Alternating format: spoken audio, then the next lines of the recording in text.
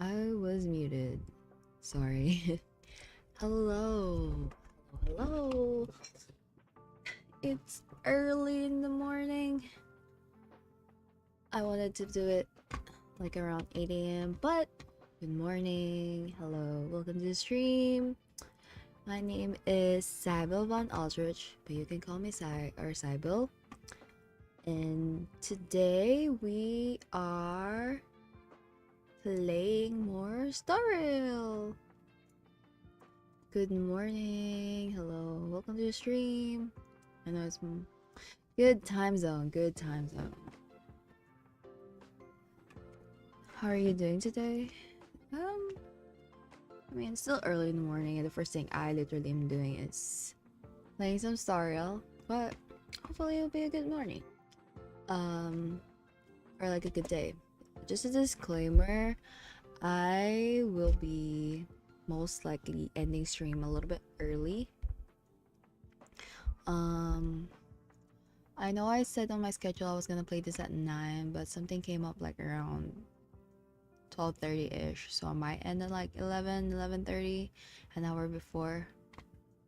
How was the hi Potato, how was the rival stream? I couldn't be there, sorry. It's okay, there's no worries if you couldn't be there. The VOD will always be up. We did, I guess, like for the rival stream, it was runs has been really tough, especially when it comes to just like, you know, dealing with randos. And also we still had some good games, and it's always fun, like playing with Lilith. But as a just a reminder as well, even if it's a Marvel rival stream or any kind of stream, to please don't spam. No spamming, no backseating unless, you know, explicitly ask. Otherwise, yeah, I guess just a few reminders for chat. And also it's just really hard to play when, you know, there's like that background noise telling you how to play your stuff, and also spamming, and also the unnecessary attitude that what we were also getting last night was kind of like uncalled for. So yeah, to put it nicely and just start off the morning right, please be mindful, no spamming and all that. It was yesterday for you, right? It was today morning for me. Oh, right. Yeah, it was yesterday night for me, but I guess it was tomorrow morning for you. Yeah, it was yesterday night for me, but it was today morning for you. Sorry about that. But yeah. Yeah, again, I'll probably be ending stream a little bit early. We won't be hitting like the 5-hour mark or so. I just have some things to do on my end, and we'll see. Maybe I'll stream tonight. Who knows? But other than that, let's get started. Okay, so I know we left off with last stream about me getting Blade, and Lilith building my blade, but she couldn't resist telling me, and she couldn't resist not telling me yesterday before we started stream, because I guess like she was playing on my account, that she actually pulled for the light cone, and I have my light cone. She was like, she wanted me to just find out on my own, but I think she was making plans with me of like how to maximize my resources and stuff. But I was like, she was telling me like, oh, if you want, you can probably, you know, save the remaining for Yao Guang if I was building an Evanasia's team. But I was like, oh, but I kind of, okay, I hear you, but I was like, but I kind of want to get the light cone first before I do pull for Yao Guang. And then she was like, oh, well, I got the light cone for you already, and I leveled it up to 70. I was like, what? literally was like, yeah. Yeah, so we have Blade's light cone. I think this is the first Stariel character that I have like a full like light cone and all that. So I guess all we're missing is his what do you call this? Like his like appropriate relics and all that stuff. And I also heard like oh shit. I also heard like quick question. Who should I get from the companion spirit? Lilith be like, I got you, homie. Companion spirit? Remind me, where do I find that one? Because I'm not sure. I forgot where I find that one. Is it the one on the store?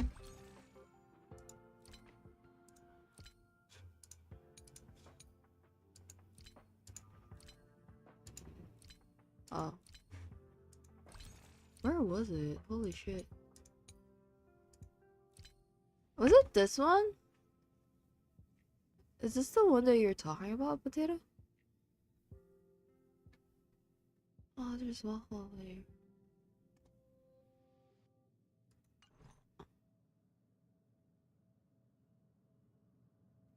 I have it, but I don't know who to get. Wait, who's your... Is it the one on the store?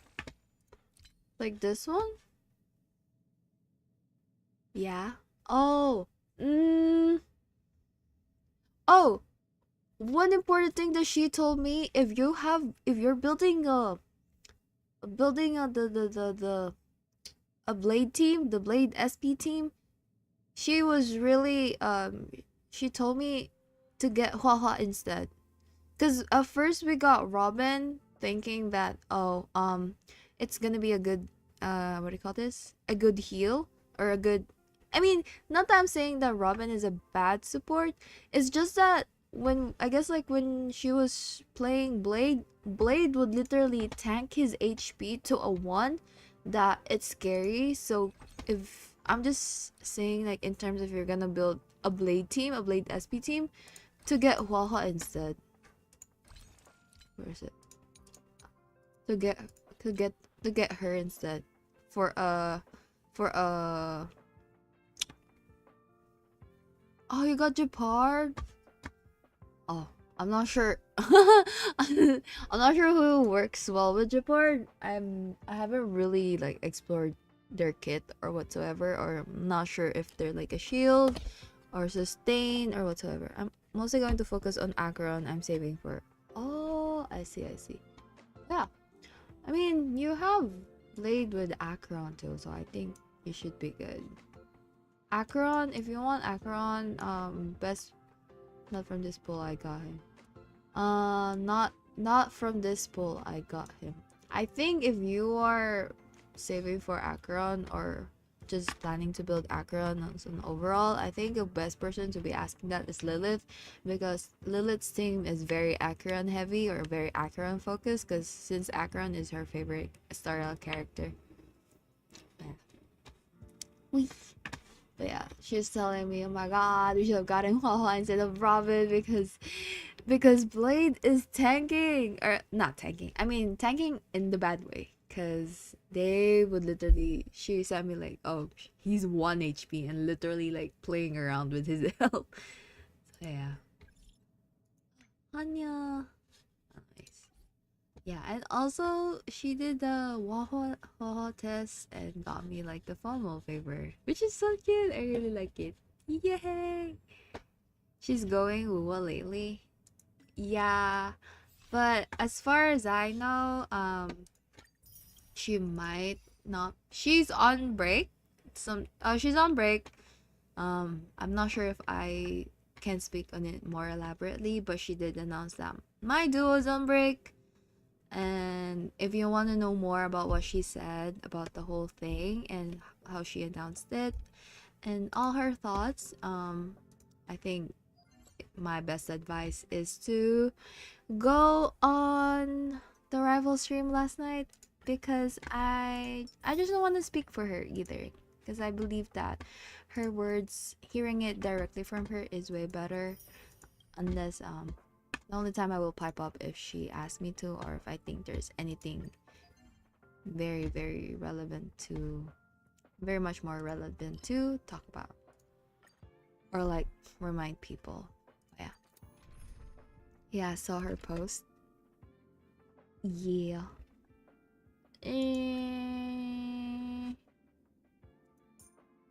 Ah!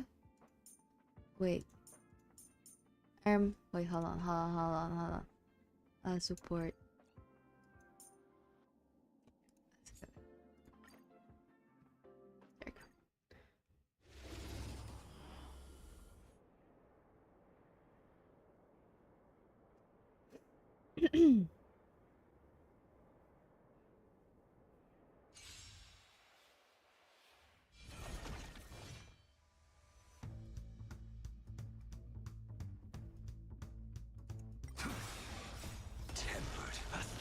Times. Earth shatters, heaven trembles. On still waters of oblivion. Eye for an eye. I weep for the departed. Yo. It too shall fall. Holy shit! Guys, I hit 300! Have you seen Wuwa X Cyberpunk collab? I have not entirely, and I haven't seen the anime, that's correct. But I have seen a big spoiler, and now I am gonna try my best to catch up. Yeah, I just need to fix my settings on so I can play Wuwa more smoothly. Oh wait, this isn't my team. This is a support with Lilith. Oopsie. Guys, look.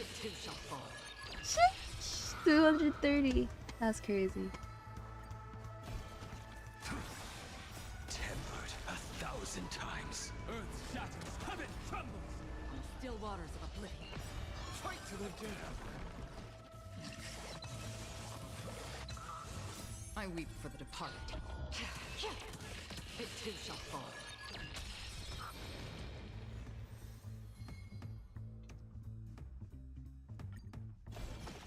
I know. I've been getting a lot of spoilers for Wuwa, and I know it's been really hyped. Their recent releases has been really hyped. Beasts slaughter each other. Fight to the death.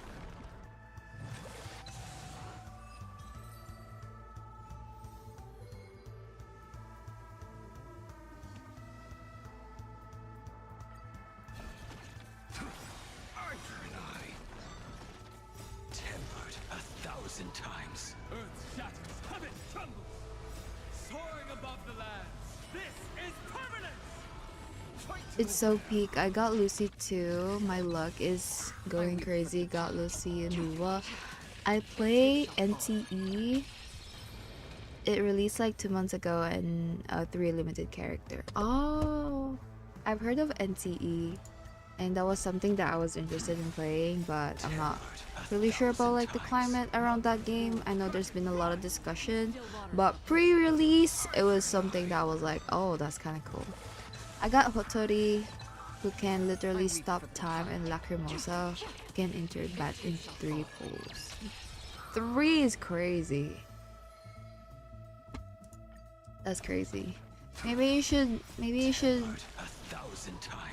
gotcha on the lottery. You never know, you might win.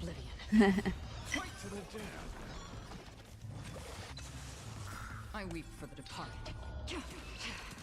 It too shall fall. Boom. See?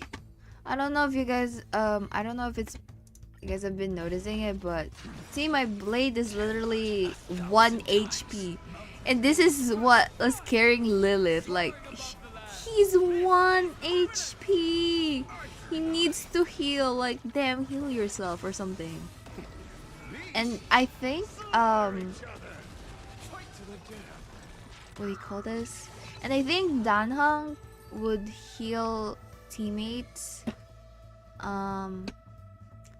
if we had his like code. And I believe I saw like a tweet that he is rerunning, so hopefully they rerun his like code with him so I can actually get the like code for him, and we get a heal. Yay! Nah, I tried, that's bad. No gambling, my mom said. Nah, I remember I would go with Grandma von Aldzrich, and she would make me pick numbers, and she would do it herself, and we would always like watch like the lottery run every Sunday, I believe, just to see if we got anything.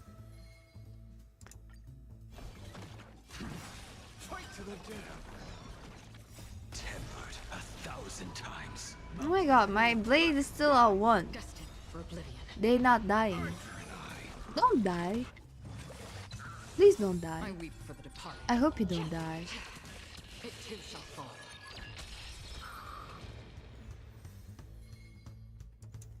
But yeah. I was just thinking about like this morning. Yeah. Oh. Yeah, that was my dad. That's what my dad does, but when I was like 7, and I believe we won 2 times, but a little money. You know what? A little money is still something. Like, to actually just get that from like the big, to be able to win something from something that major of a lottery, it's still something, no matter how small it is. You never know.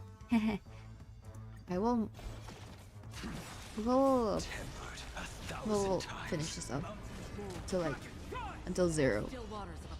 Yeah.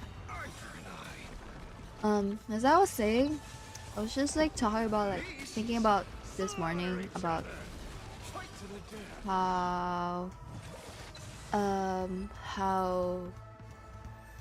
like the runs for Marvel Rivals went last night. I was kind of surprised that we were able to go OT and won that OT. I feel like I still have a lot to work on Rivals, and so. But other than that, if it wasn't just, you know, the unfortunate attitude of some chatters, maybe probably would have been a little bit more, what do you call this? Desirable or manageable. And I feel like that's the shortest Marvel runs we've had in a bit, but it's okay. As long as my duo is comfortable, that's all that matters. If not, that's fine. We'll stop.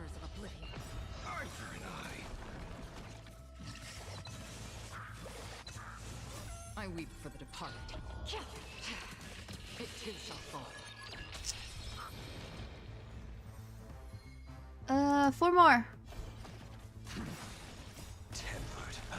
I really want to ask about that, but I don't want to bring bad memories this morning for you. Yeah, I don't mind speaking on it a little bit more.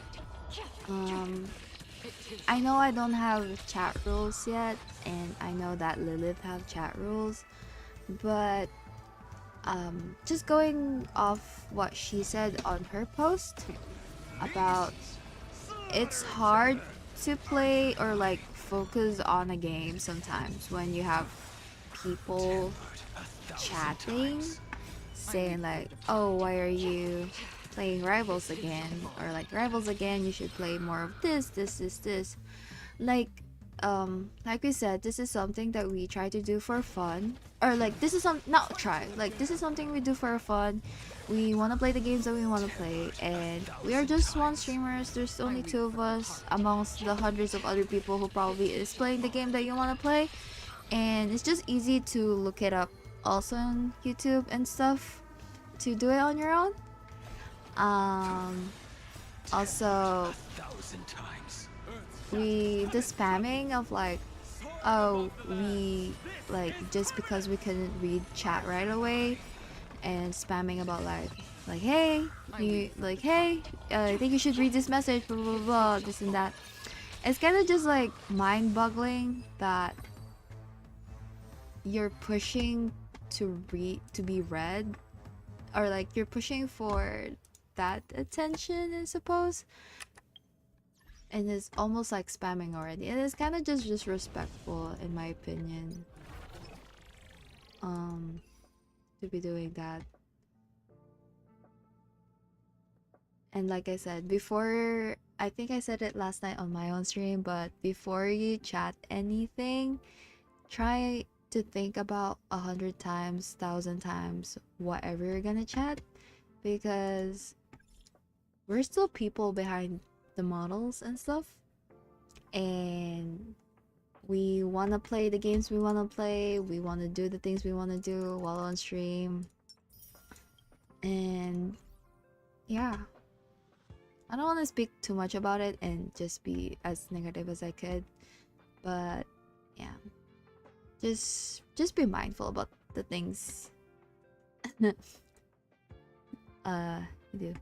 I know she doesn't read chat because she's locked in for real, especially comp game, and I respect that. Anything, I don't even have that kind of focus for anything. Oh, I'm not saying like, yeah, I just don't want, it's not that I'm singling you out or whatsoever, but you know, there are people that may come on stream and may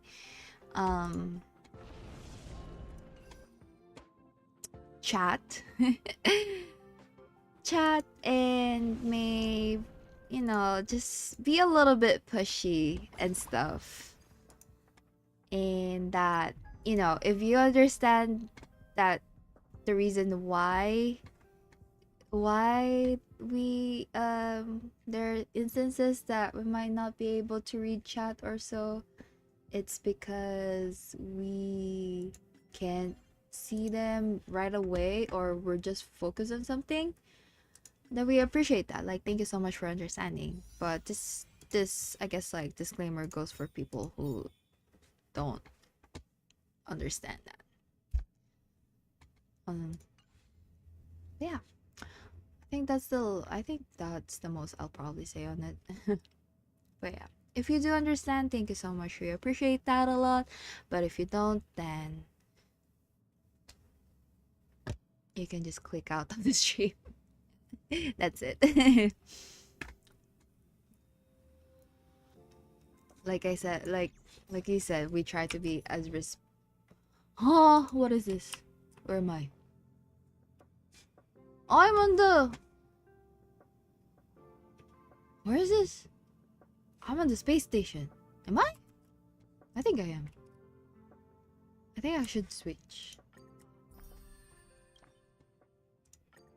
I need to sneeze.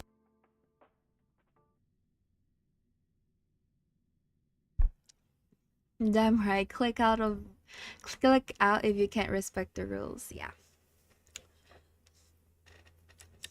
Or else, I mean, we talk more after stream about it. We always just hang out on VC anyways.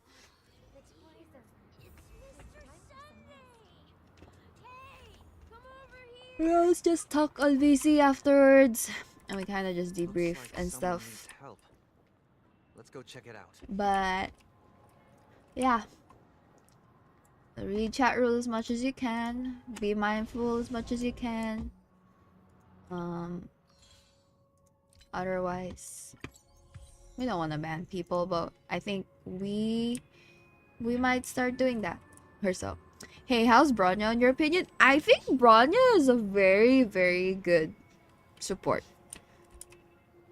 I think they're very cool. I think Bronya used to be like a top pick, at least from the early patches.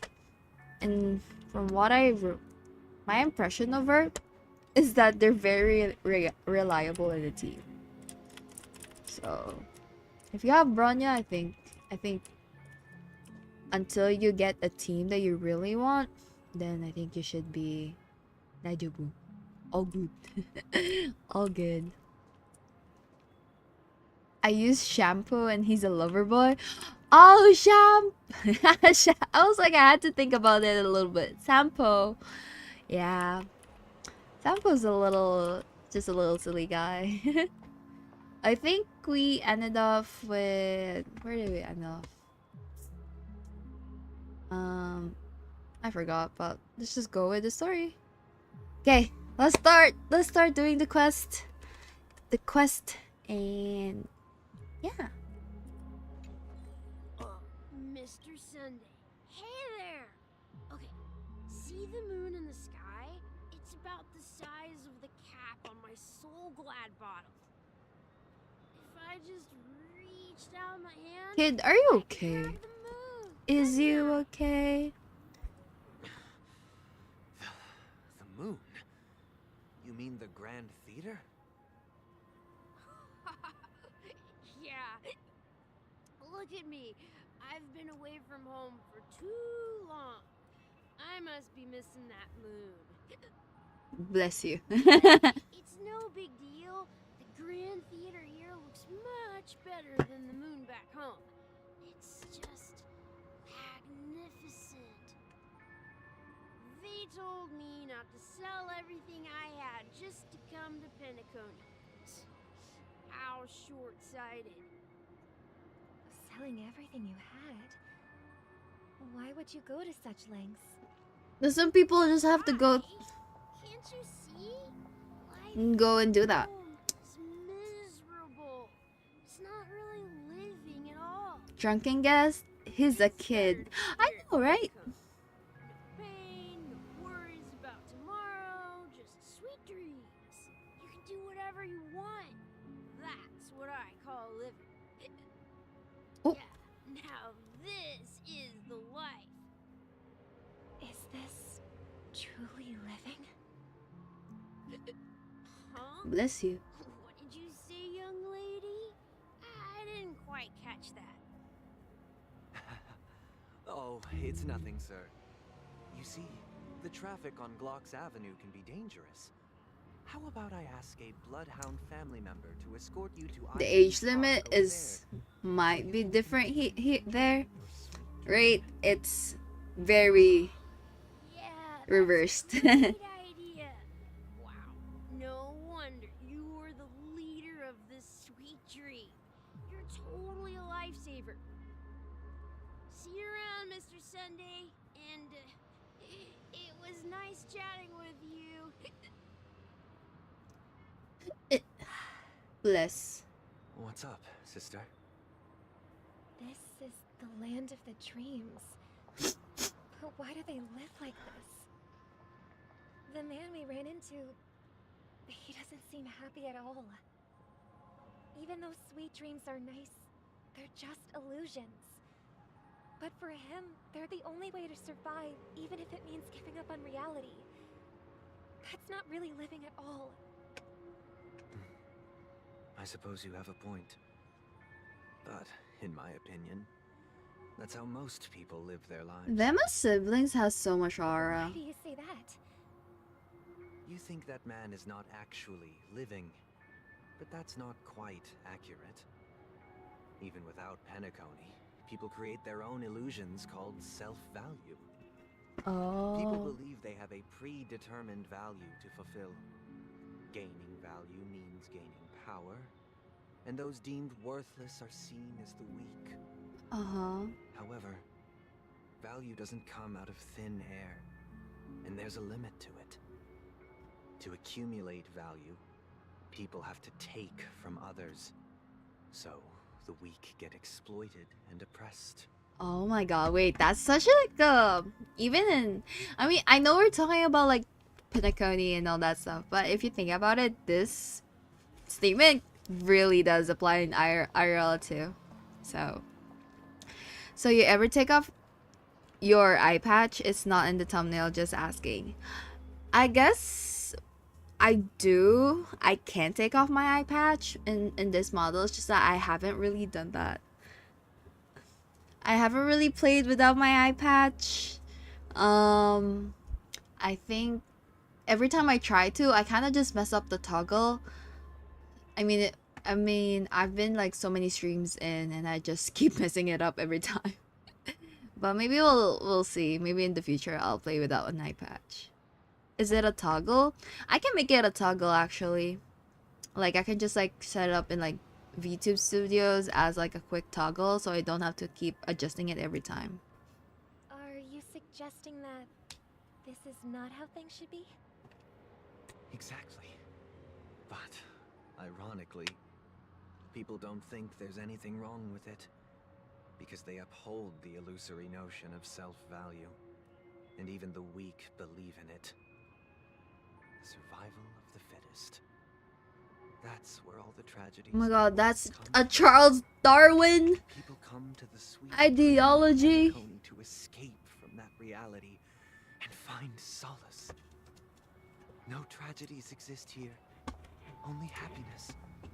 Although in its nascent form. Oh my god, isn't this that the same expression. paradise we yearn for in our dreams? Perhaps that man is just an exception. Let's not jump to conclusions. We should experience the dreamscape ourselves. Just as I did at Dreamflux Reef. Mm-hmm.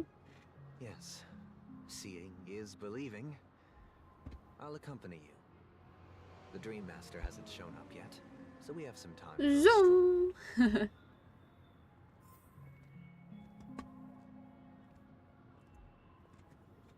Let's see. Learn more about the dream before the Dream Master's arrival. Let's go.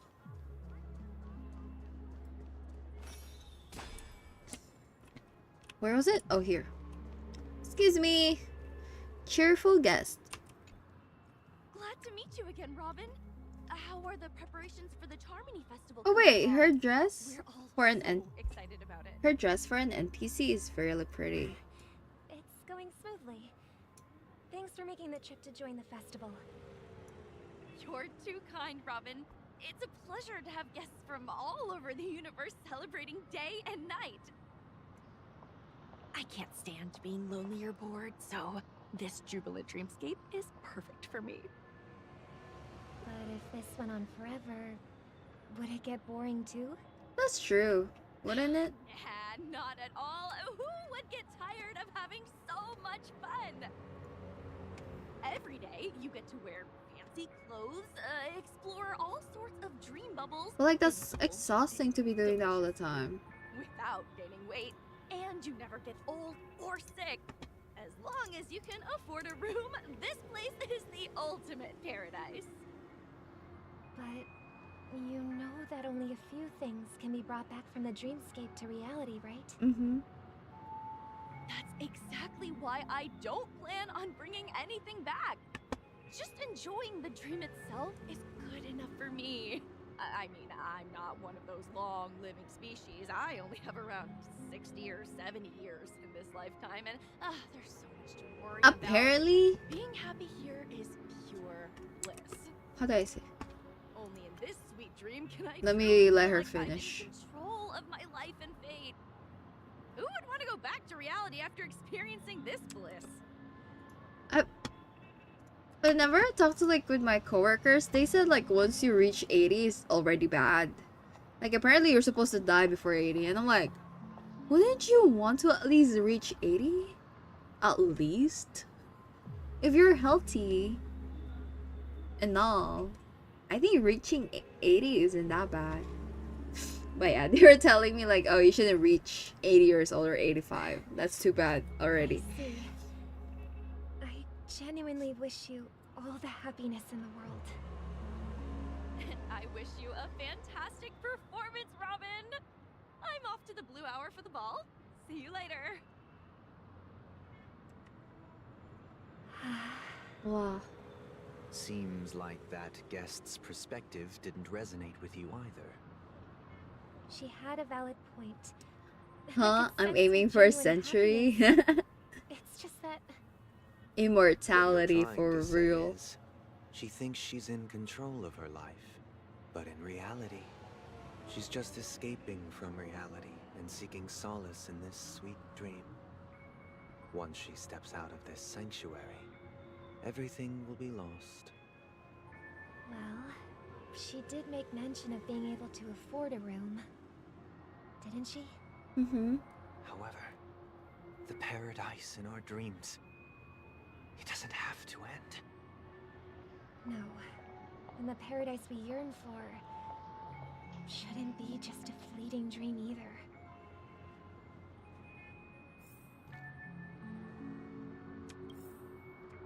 Let's talk to more people, I guess. Oh, it's an old man. Are you an old man or are you a kid in an old man's body? The scenery in this dreamscape is truly breathtaking, isn't it? Oh. Oh. Robin. Can't believe I'm meeting you in person here. What an honor. You're right. Even though time stands still in this dreamscape, it always feels fresh. I find something new every time. A philosophical mind. I hope I'm not intruding. Oh, not at all. With little time left, I yearn for meaningful conversations, especially with someone as esteemed as you. Do you mind if we chat? It's my pleasure. No need to be formal. Just speak your mind. You said A little with little time time left. Please, forgive me for being blunt. But is that why you came to Penacony? Yeah. I was part of a war, and while escaping from the Sarkosian mothership, I got exposed to some radioactive materials. And then, all my comrades died, and my hometown was wiped out by neutron bombardments. I couldn't bear to live with everything I knew gone. That's when I heard about a possible solution here, so I came. That sounds like a really, really long time ago. How heart-wrenching. Aw, Robin. I hope the family has been able to help you. They have, and I'm truly grateful for that. They provided me with a comfortable room, the most advanced life support devices in the cosmos, and a stellar team of caregivers. My physical body is now in the dream pool, sustained by life support. Oh. The me you see here is whole, rational, and no different from any other person. But I can't say the same for the me in the hotel. Did he just hit his back? What the hell? I hope you never have to witness Dang, it. he's on life support, yo. So, you'll Someone be pulled that living plug and he's forever in gone. this dreamscape, right? Just being able to live at all is good enough for me. You know, whether it's in this dreamscape or not, well, I don't really have much say in the matter. My world has been torn apart. Hi, Sybil, how My are life you? could end Hi, any Riju. second. Welcome to the stream. So, I'm doing Even okay. if this It's still whole early in place the is morning no here, but wilderness, I hope you're having a good one. still my paradise. And I'll treasure every moment I spend here. Quite a yapper for me, How I quite envy guess. those everlasting things. Got some to say. That old man's story. It's so tragic. Fortunately, this sweet dream gives him joyful memories to hold on to for the rest of his life. That's precisely why this sweet dream in Penacony exists. However, even this sweet dream has its limitations. While it provides solace to the disillusioned, it can't completely eliminate pain in reality. There Uh-huh. will be a way out. Penacony is already on the right Okay. track. Sunday, the way that you are looking this optimistic is scary.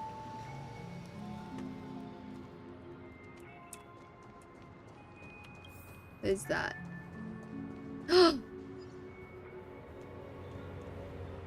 Is that me? That's me. That's Robin. Look what we have here. A lovely young lady. I mean, it's not me, but like, Is that Me? Exactly. Oh. It's Sparkle. Brother, what a surprise to see you again. Show yourself. Your trick won't work on us. I've heard that a skilled masked fool received an invitation too. That must be you, right? Did you Predestination? enjoy yourself? It's a Barely. clone. The people here are waiting. It's an to follow. A imposter. little bait is all it takes for them to bite. And they run away at the slightest hint of danger. In other words, they're naive and cowardly. Now that you've had your fill, it'd be wise to leave before it's too late. Imposter? The music of the harmony doesn't an tolerate imposter. discord. Ding, What? ding, Now that ding. you have the Ding, real ding. Robin, I'm useless? Oh, how disheartening. I've done so much for the family. You should be thanking me, because if it weren't for me cleaning up this mess, Penacony would still be in shambles. Don't you think? That was a personal request from the head of the Iris family, and it has nothing to do with us. Step aside and stop causing trouble for the Charmony Festival. The Charmony Festival? You think you can scare me? You think I have no idea what you're planning?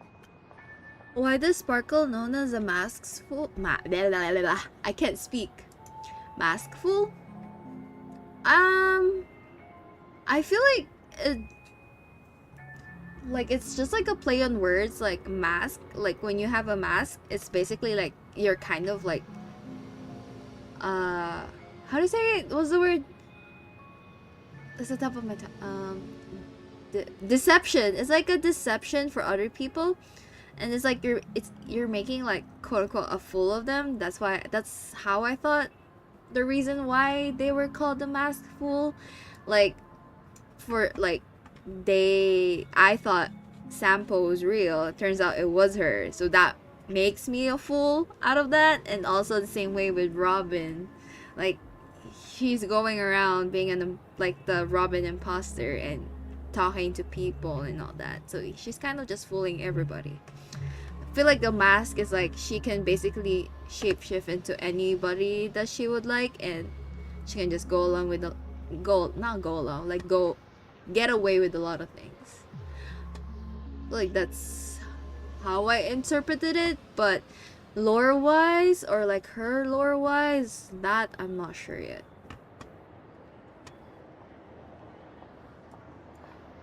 Those who follow are devoted to the Aeon Aha are called the masked fools. Oh, I see. Also, hi Lilith. Good morning. Good morning. Good morning. I see. Well, I know Aha is in Planecardia, so both siblings look like good VTuber designs. Honestly, Hoyo designs are just top tier all the time.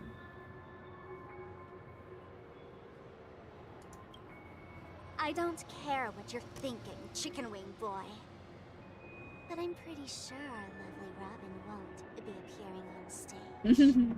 After all, you're well aware of what a sorry state this dreamscape is in under the See, ban I of didn't know harmony. that. Thank you, Lilith, for that. Penacony, the land of the dreams. I just tore the word. I tore down the word by word. Stop it. Oh, yes, What's sir. the rush, chicken wing boy? Did I get to you? Our paradise is none of your concern, masked fool. Leave now, or the family won't tolerate you anymore. All right. I'll go. But Robin, I suggest you seriously consider this. Do you really believe those living in dreams can escape pain and find true happiness?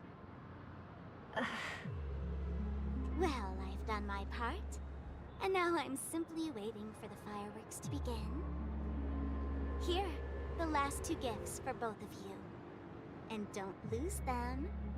If by some unfortunate chance the Charmony Festival starts against all odds, remember to use them during the show. Okay. And it'll be thrilling. Bang! Kaboom. I Chicken heard wing. a raven cawing in the Chicken distance. wing boy. Are they siblings It from the seems south? Dream Master will arrive soon. Not entirely. They just have. Oh shit! Sorry, sorry, Robin. They just have wings. They're gonna start flying anytime now. Let's wait here for the Dream Master to arrive. Okay. By the way, brother, I heard you no longer have a sweet tooth. Back when we were kids, you used to steal my desserts. Seems like a lot has changed during my absence. What exactly happened? Well, someone has to stay awake even in this sweet dream. But that someone doesn't have to be you, or anyone in particular. You're carrying too much on your shoulders, brother. The paradise in our dreams. It shouldn't be like this. Penacony is nothing more than a dream. It can't erase the worries and pain of reality, or bring true happiness. It only offers an escape from reality. Nothing more. They really try to do things that makes a fool out of others for their own pleasure and see the world as a joke. I believe shampoo is also part of the masked fools. Oh, what? Omo. Wait, we'll find out. We'll see. We'll see. We'll see. Do they cover that in his lore or something? Probably, huh? Remember the old Haven't man done we a met single earlier? character quest. Without this dream, he might have completely lost himself. Yeah. Oh, I have to go Might back be to true, Belbog, but- maybe. Even without Penacony, he could have chosen another path. As far as I know, the Intelligentsia Guild has been promoting their rehabilitation techniques for a long time now. That path may have been more ordinary and challenging, but now he's in a comatose state. And the sweet dream has become sort of end-of-life care. End of life care is crazy. I did not expect to hear that here. Is Penacony granting these people a future? Or is it taking it away from them? Well, don't forget this. Not everyone really has a future. The future for humanity is like the sky for birds. People mistakenly believe that flight is inherent to birds because they've never witnessed those birds crashing to their death. Do you remember how we took in that little Charmony dove when we were young? Mm-hmm. The little itty bitty white dove. We took care of it. Provided food and water, groomed its feathers. And later, when I decided to leave Penacony, I opened the cage and set it free. Well, I didn't mention what happened to it in my letters because I didn't want to upset you. No. Shortly after you left, it crashed to its death right in front of your window. No. I Aw. had surmised as much. I knew you wouldn't have avoided mentioning the bird for no reason. Despite that unfortunate outcome, I still believe it was the right decision. Birds aren't meant to spend their lives in cages. They belong in the sky, even if they can't fly. But here's the thing. If there are birds in this world that can never fly, can we really assert that they belong in the sky? They still do. They're still birds. Flying? Hello? That the same goes for humans too? Oh no. Are we fighting? Let's take the Astral Express as an example. The Nameless made tremendous efforts to bridge worlds, gaining fame across the universe. However, only a few extraordinary individuals can endure such a perilous journey. That's because the pursuit of the Trailblaze exceeds the capabilities of ordinary humans. Otherwise, why would this path be filled with broken rails, an abandoned express, and even a fallen Sorry. peon? Excuse me. That's just sophistry. I'm not sure if that If picked that up were on stream. Then only the powerful would have the right to determine the future. Unfortunately, that's exactly what happens. Another name for the future is self-value. Oh. While this world has its fair share of heroes who inspire people and garner admiration for their heroic deeds, the majority of ordinary people will never become heroes in their lifetime. Uh-huh. Some are born weak and vulnerable. Some find themselves trapped in unfortunate circumstances. Some fall victim to malice and cowardice. When it comes to survival, everyone is equal. And the weak can only watch as their value gets constantly diminished by external forces. Oh. That's Well. why we should care for the weak and support them as if their suffering were our own. That's what the Odes of Harmony have always taught us. While the Harmony holds noble aspirations, the strong will always be strong, and the weak will always be weak. Even in this carefree dream. Human nature contains greatness, but it also harbors inherent weaknesses that can't be eradicated. In the end, if people can't even secure their own survival, they won't care about the illusory future of equality. As long as the law of survival of the fittest prevails, there will always be fledglings crashing to their death.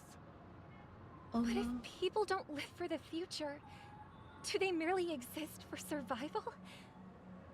If even you, Oh no. my brother, Oh my gosh, believe that Robin. the Harmony will save the weak, then which eon can make our dreams come true?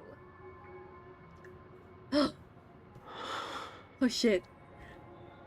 People often forget that when the first bird took flight, the entire world envisioned a future where no more fledglings would ever crash to their death. Are you reading, sister? What are you reading? Oh no. Oh Mr. no. Gopherwood gave me a picture book. It's about the story of the harmonic strings.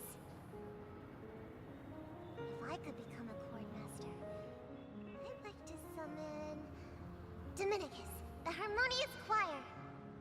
I want to sing with everyone and spread our wishes so that all can feel happiness and joy. I see. Then I would summon the harmonious choir too. Don't you have a wish of your own, brother? Of course I do. It's just that it includes your wish and everyone else's.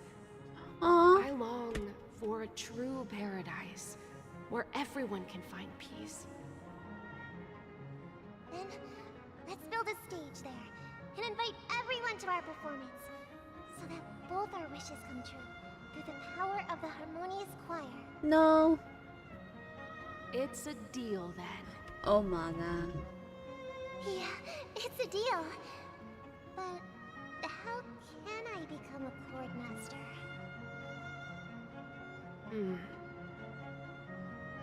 Maybe you'll have to become a star first.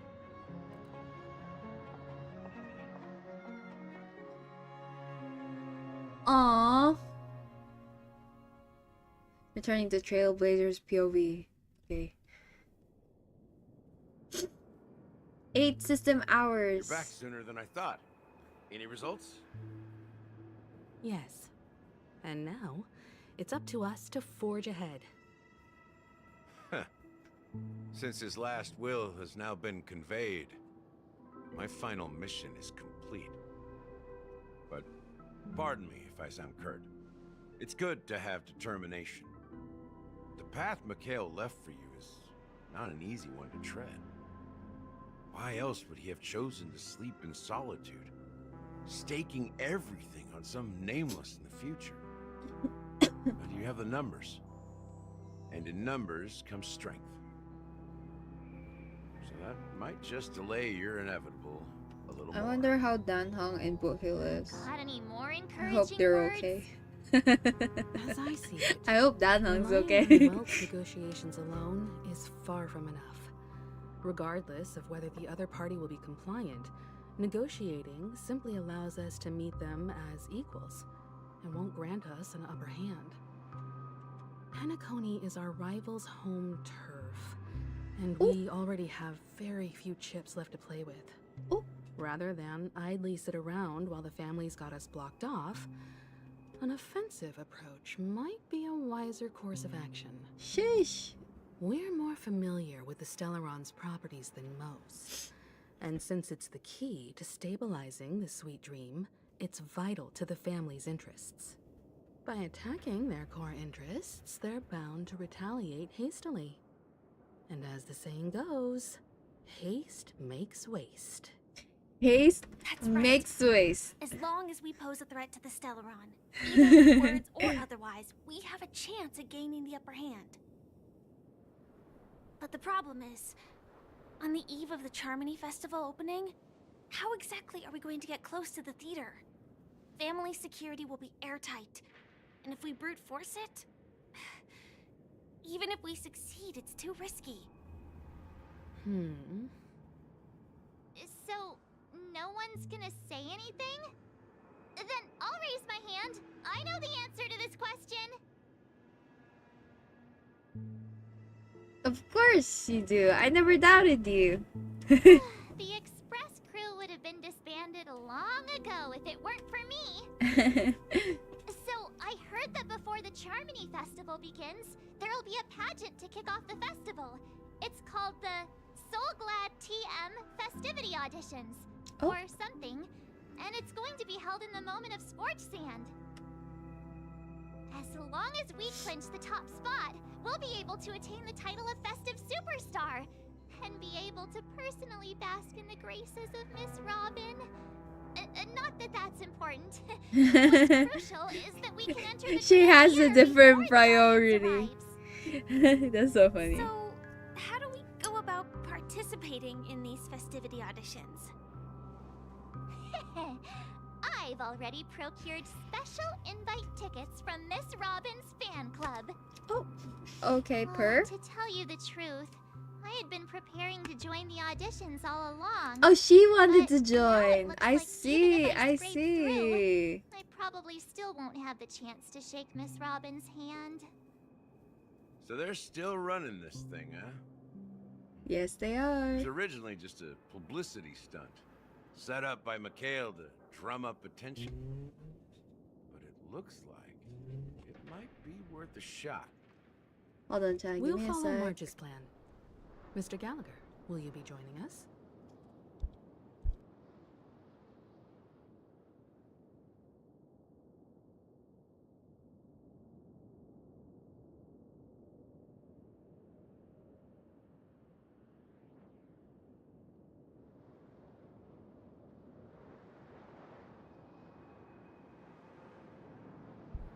Sorry, someone was calling me and I thought it was important.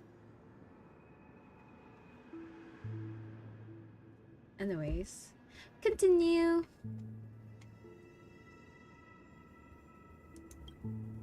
I'm afraid I won't have the time. As a virtual character, I've already completed my final mission. Whether Penacony can awaken from this dream is all down to you. Should we ever cross paths again? I'd love for you to visit the Express. All right. I'll have to add to that I'm not gonna databank lie. of yours you've got on I the feel like Express. he Miss is a Firefly, good fit for the thank Express. you for all your support. We're faced with a formidable enemy. He As balances long as the out Astral well. Express and pretty Stellaron well. Hunter's objectives are aligned, we're willing to cooperate with you. We've already come this far together. I'd like to join you for the rest of your journey on Penacony. I'm pleased that we can finally fight shoulder to shoulder. I couldn't ask for a better ending. Aww. This is also the That spirit is of the Trailblaze. Firefly. Now, everyone, let's prepare to move out. I love her. I love her so much. Ladies and gentlemen, welcome to Scorched Sand Hall. Oh. This is where challengers thrive and dream chasers shine, all under the watchful eye of the entire universe. If you have Oh, okay. and the tribe, dear Wait, this is like that one room in. penacony's Charmony Festival. Was it Poppy Playtime? Oh, wow! Where you have they to pick really the outdone colors. themselves. Oh, I'm starting to get excited. Behold, here come 4 friends with spirits high and full of steel. Are you aspiring to be the superstars of the festival? Yeah. Is he talking about us? Yes, you! There's no doubt about it. I see you have all the potential of a superstar in you. Excuse me, you four. What are you hoping to get out of all this? As the last group of contestants, how confident are you in overcoming all of the challenges? This sounds like a Venturi. This guy. Would you be open to a brief Excuse me? exclusive interview with us? It'll be quick. That sounded so much like him. Long and fraught with peril, yet under a sky blanketed by banners, you vie for the crown. Yes, the colors time for some acting classes. Acting classes? Magnificent and majestic. A knight's head is hard as steel. Brotherland's focus is stubborn as a heel. We don't all have to be winners, but if we don't have fun, we'd all be sinners. People are pouring in. Kind of feels like all sorts of baddies are showing up. Oh, Let's get in there quickly and baddie. enter the competition. Ladies and gentlemen, please make way. Make way. Eh? Who's speaking? Now is one of Penacony's top 10 wealthiest tycoons and the soul-glad business empire's founder, Mr. Idean. Who are you? Wait, what? Allow me to introduce Oh. myself. I'm the director of Soulglad's factory, Idean Leader. My 4 friends, introduce yourselves to the audience across the cosmos. Hi, I'm Hello, Sybil. everybody. Oh, I'm Himiko, sorry. a nameless from the Astral Express, and these are my companions. Don't you guys need to hide your identities? Um, Can't hide Oopsie. it anyways. Penacony is plastered with our oopsie. posters. And because the Astral Express is so well known, the family won't dare to make any rash moves. Mm-hmm.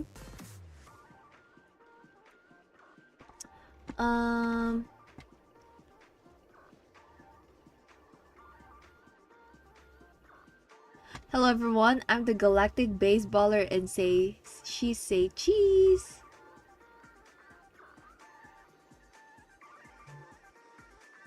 Whatever, I'm just I'm Sybil. Hello, everyone. I'm Mark 7. I'm an ordinary girl who loves adventures. Hello, everyone. I'm Firefly. I am also an ordinary girl who enjoys adventures. So it's a bunch of nameless guests. This final face-off is bound to be spectacular. Time is precious. My 4 friends, come with me. Grab a bottle of Soulglad and make your dreams a black. Oh, someone busting their pipes in the back.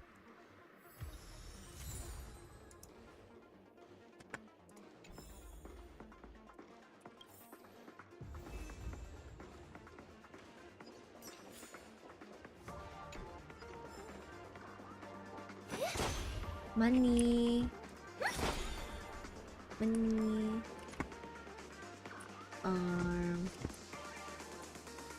Chest. There's a chest. I do like surprises. Oh shit. I was getting hit by the freaking This place is buzzing. the freaking Right. TV. This venue is a miniature Whoa. representation at time known as the era filled with boundless possibilities. Wait, this is so fun. Whoa! Oh, chest. Not bad. Not bad at all. Yeah, it's not bad. It's really not bad.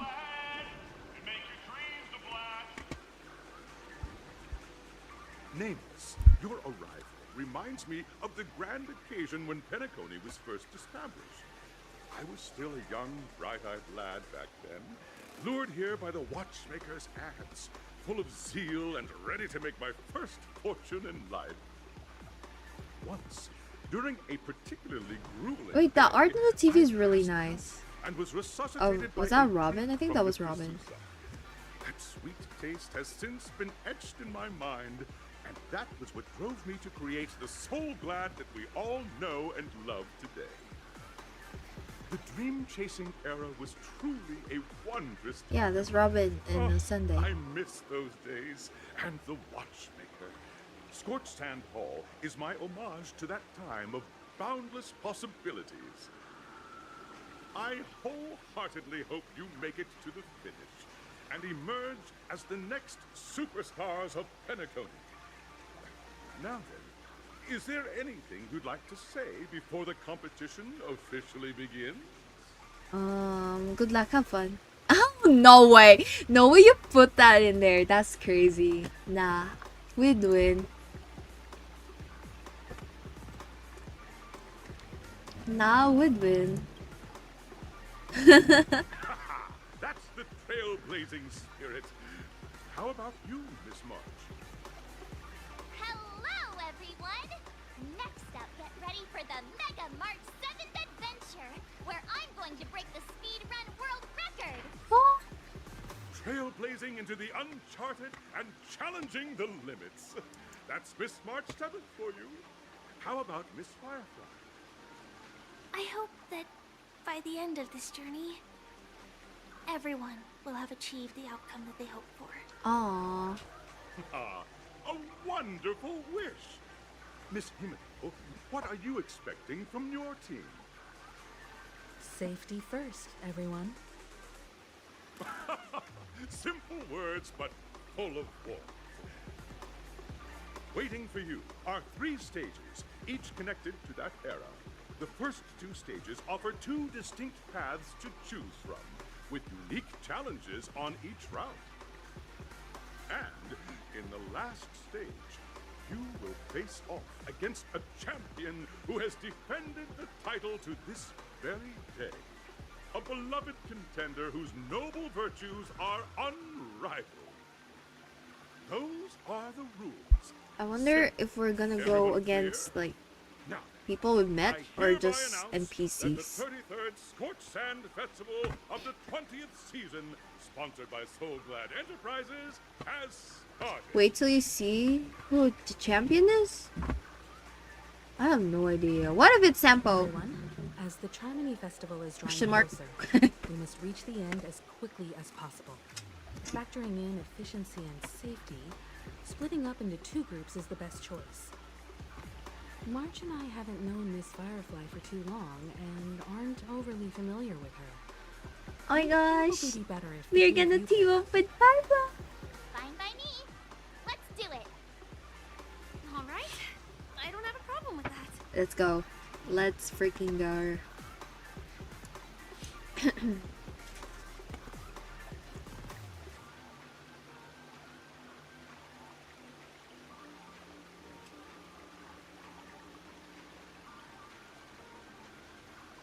Enough chit chat. We'll split into the assigned groups then. Let's not waste time. Let's go. Wait, hold on. It says I'm dropping frames. Why am I dropping frames? I shouldn't be dropping things.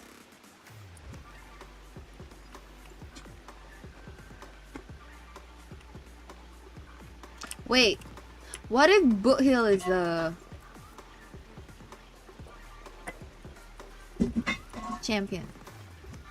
I feel like that motherfucker just spawns out of nowhere. Enterprises 33rd Scorch Sand Festival of the 20th Looks okay on my end. Okay. Thank you.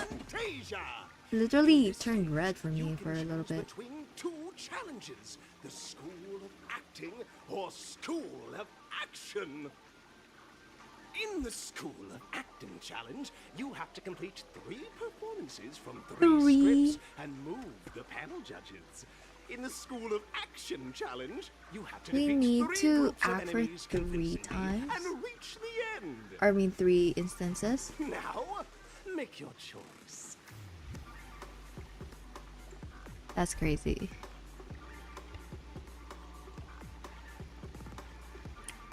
Okay, let's see. Select challenge arena.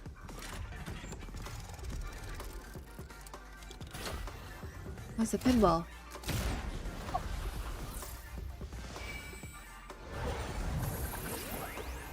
Whoa!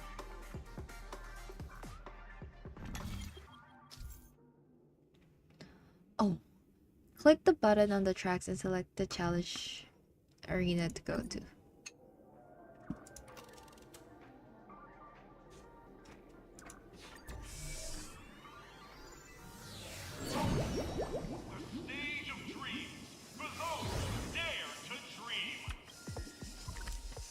Welcome to the School of Acting stage.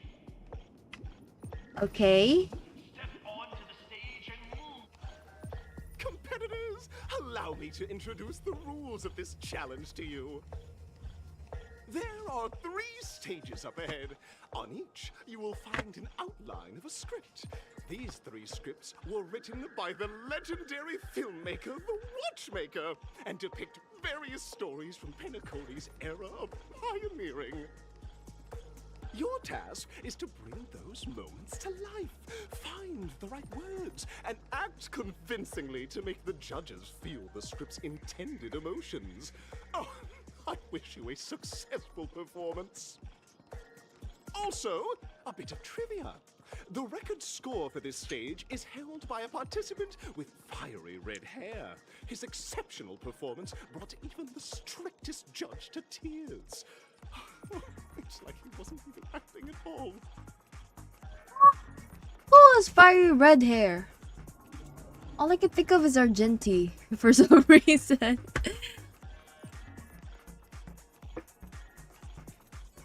And he's a he. We are running out of time, so let's get this over with quickly. Okay, let's go. Oh, just take a look at this pair. Such star quality. Since you come as a pair, I'll prep a 2-person scene for you.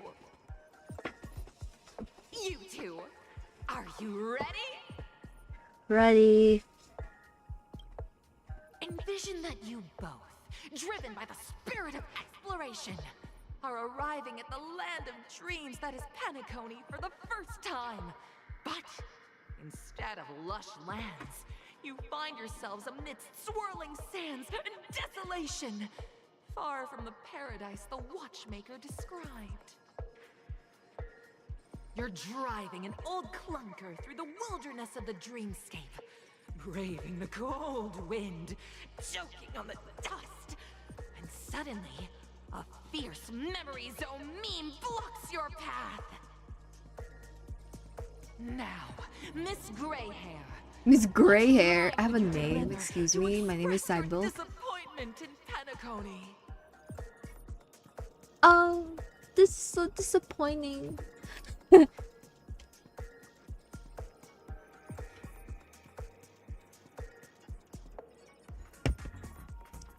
You know the TikTok trends where you have to say something and in different tones of you have? Very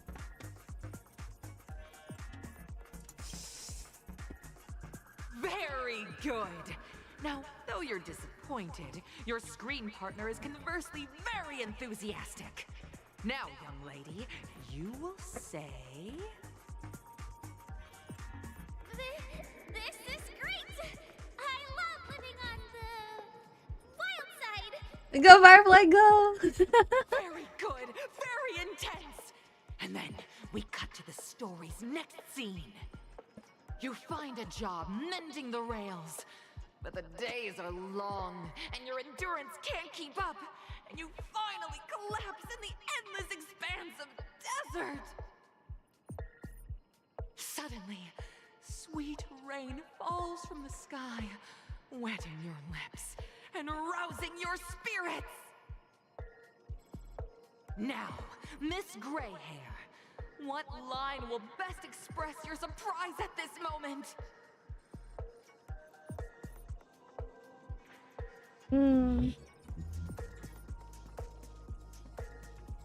Oh, penacony, my penacony, you truly abound with opportunities.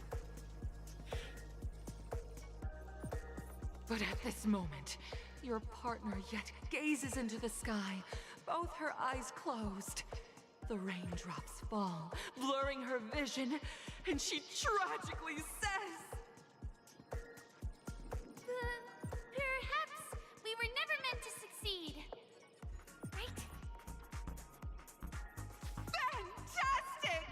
Both of you have an incredibly solid foundation in dialogue delivery. However, lines aren't everything in a performance. Please continue this story on the second stage. Up next, you'll be challenged with a body language test.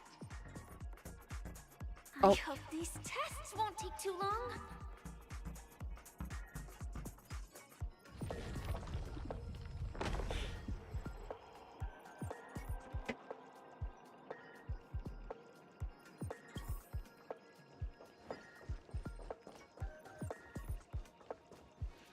Here, We're gonna learn some blocking for TV. Utilize body language to portray the story context I've laid out for you. Picking up from where we left off, a heavy downpour saves you both stranded in the desert. This rain quenches the anger in your heart. You look to your companion, now completely devoid of fighting spirit, wanting to comfort her. At this moment, what should you do to make her laugh? What was it again?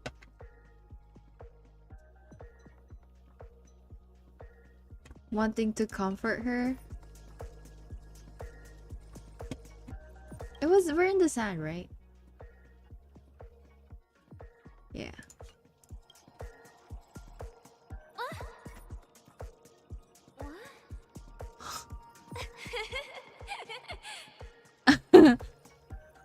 Right answer. Your companion sees you rolling about in the sand and thinks about the arduous obstacles along this journey. She can't help but let loose a laugh, rekindling hope in her heart. And so this girl... I'm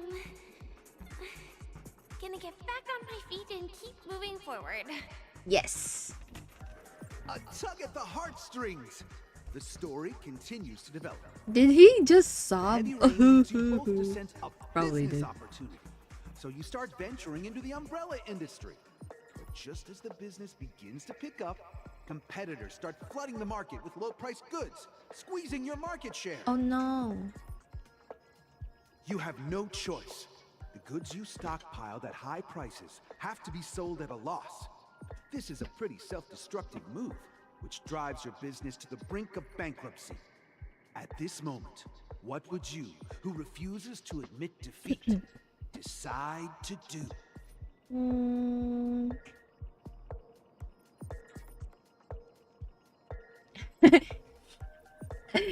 Who refuses to admit defeat? Stand up and smack the table. Something I do if I lose in, like, Valorant sometimes. I'd be daipan, like... Fantastic! No. But it's a pity your friend does not agree. Seeing that you're up to your eyeballs in debt, She sees nothing but despair in her future. And then... I leave penacony in utter disappointment. Is that okay? Of course! Absolutely! I was this close to tears! Both of you possess exceptional acting Wow. talent! I'm such a talented actor. However, the true test is yet to come. You're about to encounter the harshest judge this show has ever seen. I wonder who. You'll need to rely on perfect performances if you want to win them over. I wonder who. Maybe I'm just thinking to it too much. Chest. I don't know, there's chest here. That's fine. Wait, there is a chest. Chest! Yippee. Hee hee hee hee. It is an NPC. Chest! There's a chest right here. Ah, I can't go in there yet. On there yet. Man. Fine. Welcome to the final stage. Actually, all the scenarios that you previously encountered were all from the film Once Upon a Time in Dreams. Two companions arrive on Penacony with nothing but a dream. Their desire for achievement is met with continuous setbacks. Ultimately, one continues on, despite spiraling into debt, while the other concedes defeat and leaves. Many years later, their paths cross once more in the thriving Penacony. Yet, they refuse to acknowledge each other because...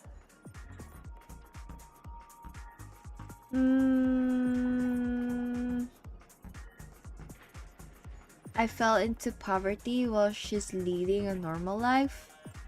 Let me just make sure that I'm gonna get. One continues on despite spiraling into debt while the other concedes defeat and leaves. I mean, I was the one who didn't want to leave, so I guess I'll be in poverty. Against the backdrop of a revitalized Penacony, the joy of reunion mixes with the sorrow of past separation, the awkwardness of being strangers, and the shyness of a long-awaited encounter, all converging at this very moment. Give it a shot. Try and convey this bittersweet scene to me. Bring it to life with precise and emotive acting. This is never going to end. Are we gonna cheat? Why don't you try that clockwork What? thing you used before?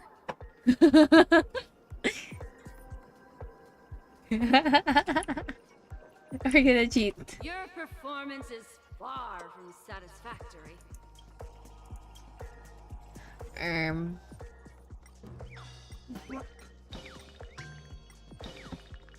This is one.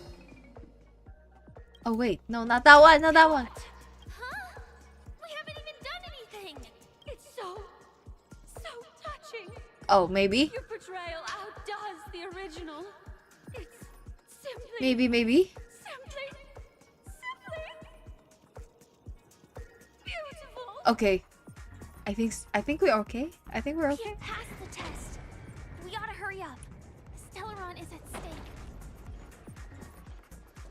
Chest.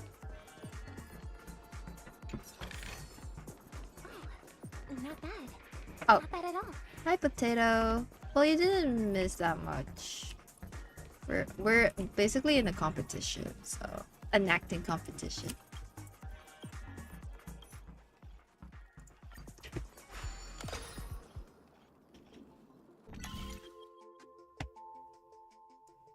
Otto, where is it?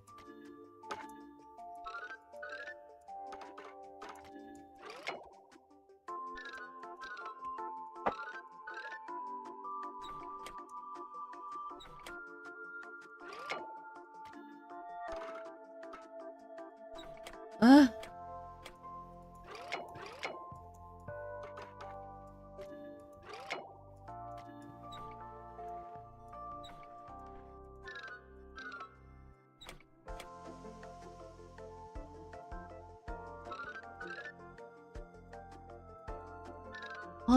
Wait.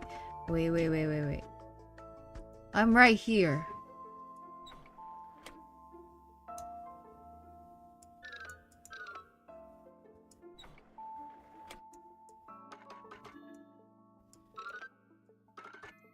Oh. What? Okay. What the hell?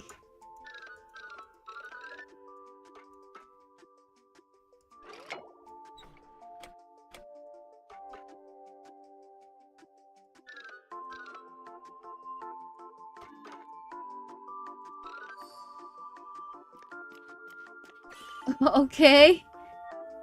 Can you just pass the same way you did, bro? There you go. Okay. Wait, that was kinda... My mind was literally buffering in there. Yippee! Okay. Let's go. Like, actually, for real.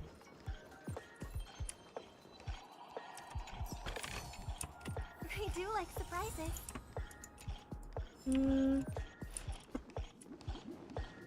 Congrats to both of you for clearing the stage, but more importantly, are you having fun? Fun is more important than success. Look at the time! You finished much faster than that red-haired contestant did. That red-haired contestant. That's my next question. Like, who is it? You'll find out eventually, but only if you clear the next Who's the redhead? Welcome to Who's red in penacony? Scorched Sand Festival in the 20th I can only think of Virginity. I don't know why. Enterprises. Gunfire time! Wait, is Argenti here? I forgot. Choose gunfire and undergo Brother Hanu's trial, or time, where you'll face Clucky's trial. And now, make your choice. Okay.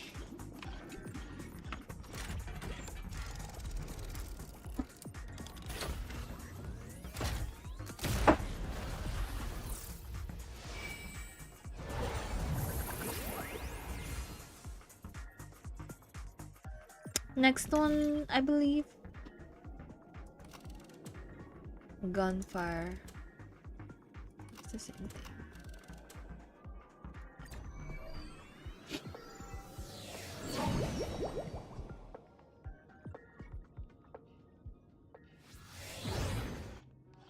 Dear friends, welcome to the enchanting universe created by the Watchmaker. Awaiting you is the morally dubious yet ever charming character from the animated Clocky series, Hanu. It is said that these cartoon characters were inspired by the Watchmaker's own experiences. According to research by Clocky scholars, the original Hanu of reality shared a deep friendship with the Watchmaker, akin to comrades in arms. Enter into the world of Hanu via the TV by the entrance and partake in an enchanting and suspenseful story with him. Good luck in there. Oh, we're gonna turn tiny? I don't like being tiny. We should be able to settle this with a fight, right? I hope this won't waste too much of our time.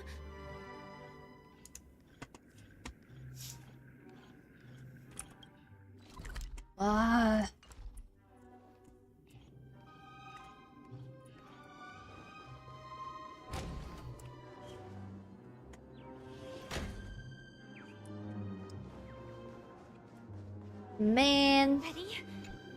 1, 2, 3. Are we both in control of this Hanu character?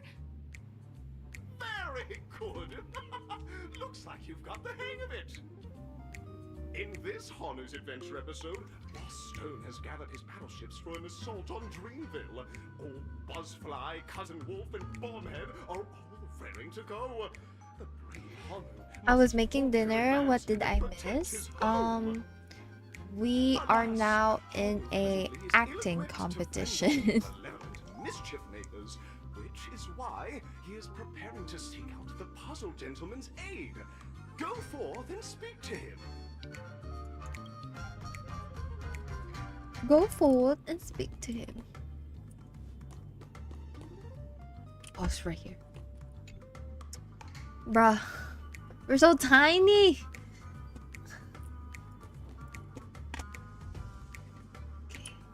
Oh, brave Hanu, you look like you could really use some help. I could really use some height right now.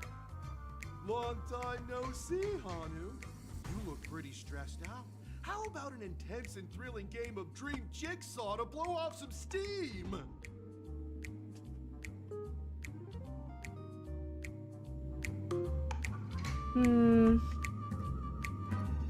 Actually, the plot dictates that you directed, right? Aid to us.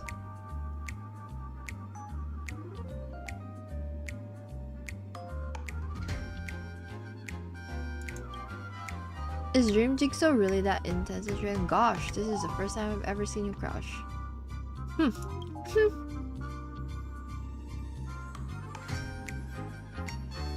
Oh my! Are you telling me that Boss Stone has rallied the villains to seize Dreamville? What a dreadful twist of fate!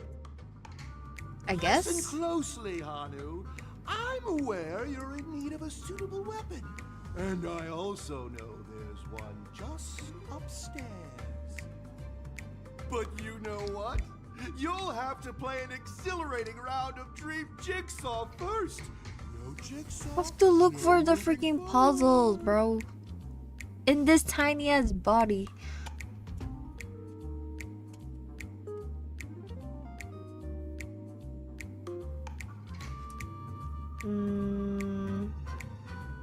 Dreamville is in danger. How could you not understand this predicament?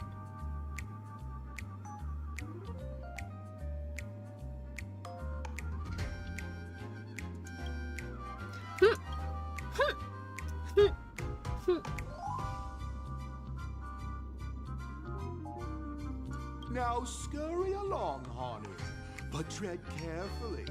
Two ne'er-do-wells are also eyeing those jigsaw pieces. Either outsmart them with the quick knockout, or ensure they don't catch you in the act. Man. I can't wait to see you finish the dream jigsaw. Best of luck, Hanu. Yeah. Stay alert and make sure those monsters don't spot us. Bros, okay. I need... First and foremost, I need my rocket launcher.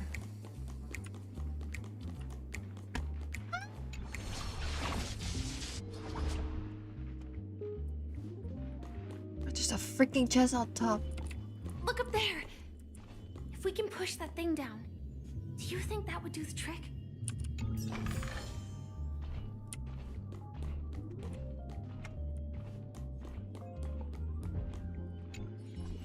I have one.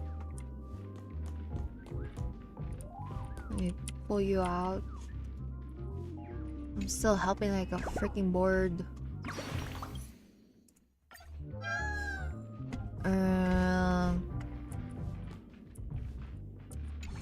I got one. This is two. That was close. That was freaking close. Wait, that was close. That was really close. Holy. Alright, let's go down. Ah!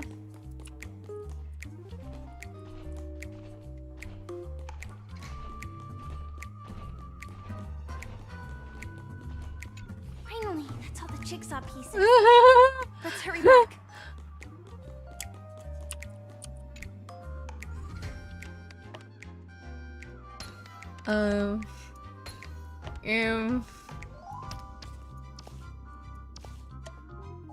Right here.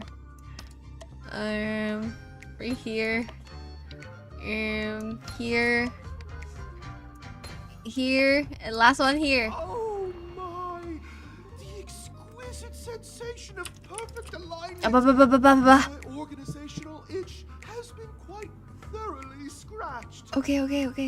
Hurry now, Hanu. Touch that TV set and transform back into your old self. Then head upstairs.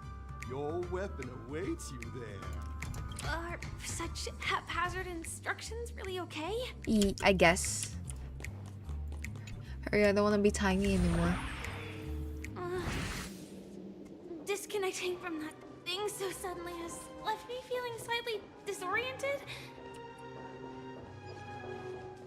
I know.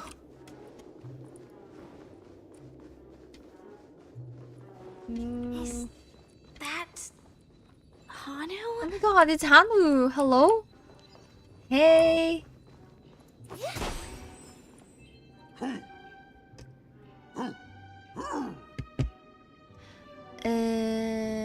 Aha! I know the answer for this one.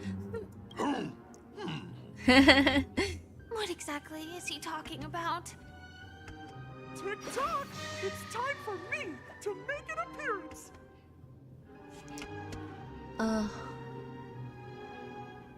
Where did you come from? I can also see him. Is this character part of the show?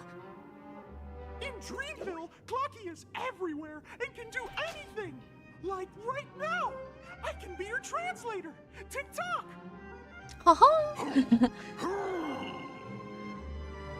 Hanu says, battle! We must do battle! That chibi sort of looks like Wolverine from Marvel Comics. This tiny guy? You know what? I kind of see it. I see it though. For the future of Dreamville! Touch that suspicious looking Like the little grumpiness into it too. So they just jumped inside that TV. Sheesh.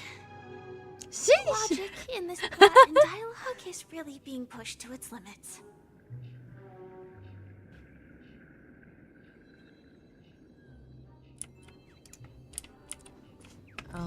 Is there anything else around this room? I guess not. Oh, there's. Here we go again. Ready?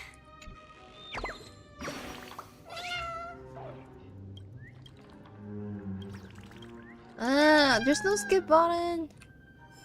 What the hell? Yeah, Wolverine sometimes goes undercover under the LES patch in the comics. Oh, really?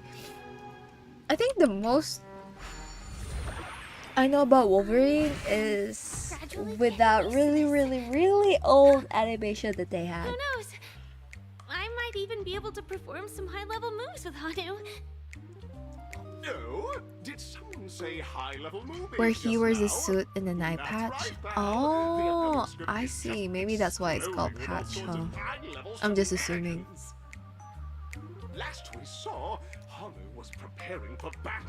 Suddenly, he hears heavy footsteps coming from the hallway. Malevolent mischief makers have broken into his home. But brave Hanu won't go down without a fight. He instantly sprints for the storage room, ready for a do-or-die showdown against the baddies. I'm a baddie. We still don't have any weapons in hand. Oh. Guess what? Hanu's favorite bazooka just so happens to be in that storage room. So get a move on. What a We have to go downstairs. Plot twist. It'd be even more awesome if the organizers allowed me to wear armor. Real.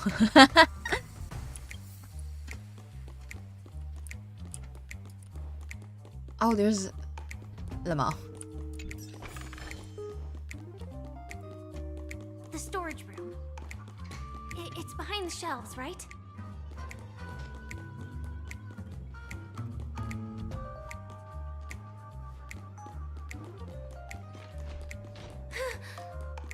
He wasn't lying. There's actually a bazooka here. Now we should have a way of dealing with those baddies. This thing feels just like the Zombies too. Oh, no! The not so unstoppable Hanu has actually fallen! Quickly! Return to the Man. battlefield and seek revenge against the bad guys! Let me get my bazooka. Oh my! The unstoppable Hanu! I should go the other way. Everyone, please proceed with caution! Hurry! Oh, let me hide.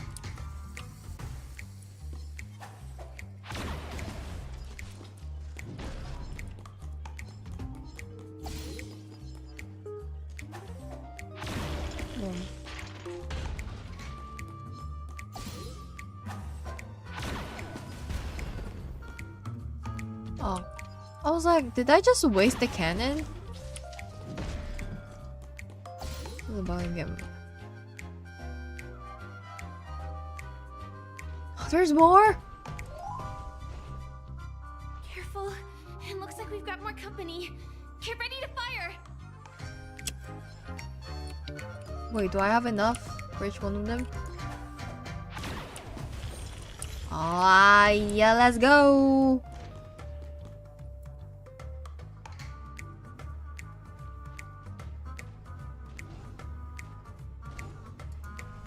Oh, there's... Oh, shit. Okay.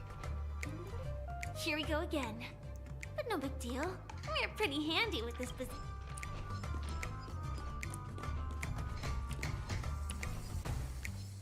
Wait, there's a lot of them.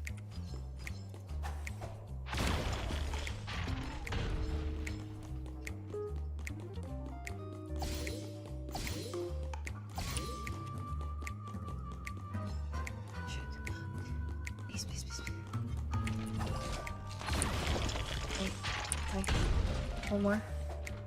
One more. One more. One more, one more. Freak you. Let's go. That should be all of them, right? My heart is on the street! Everyone! The stage is complete! Quickly! Head through the TV to the next stage!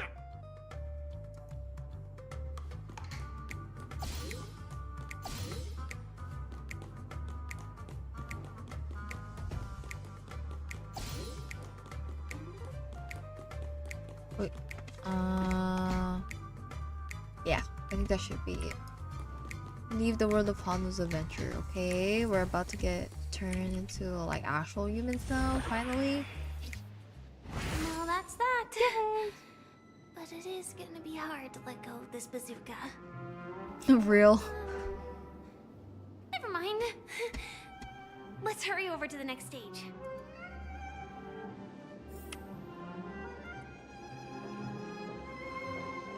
My chest.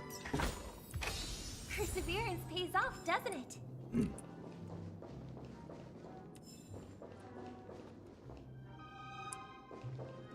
Yeah, it was powerful. It was.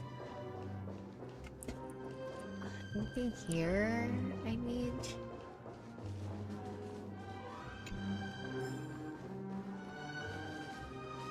Anything out here? Maybe not. Maybe we'll just go straight here then. I feel like we might turn into Hanu again. We might need to. I don't know. Not bad. Not bad at all. Wait, let's see. Is there like an entrance for Hanu here? Not really. Let's just do the main quest. Oh! Hey, we're back. Congratulations to both of you! Oh, you've overcome all obstacles and proven yourselves! But, unfortunately, there is only one who can be Penacony's festive superstar. Oh, so we can do it as a duo. In the final stage, What the hell? you will face the defending champion. If you fail, you will lose the opportunity to become the festive superstar.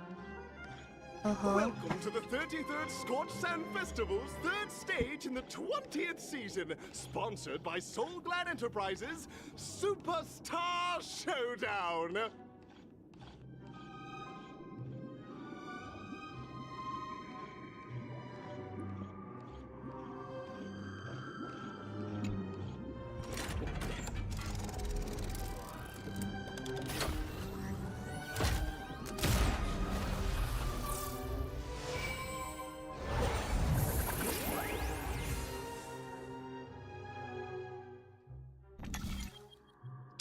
Click the button. Oh. There's 1 and 2. Let's do 1.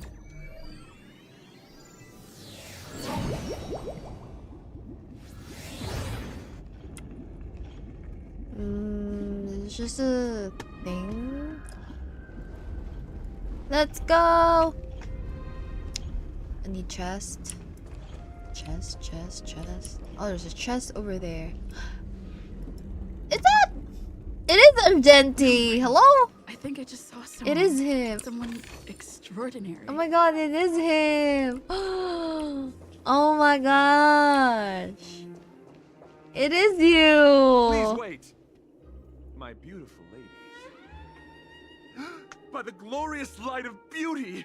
Wait, this is so exciting.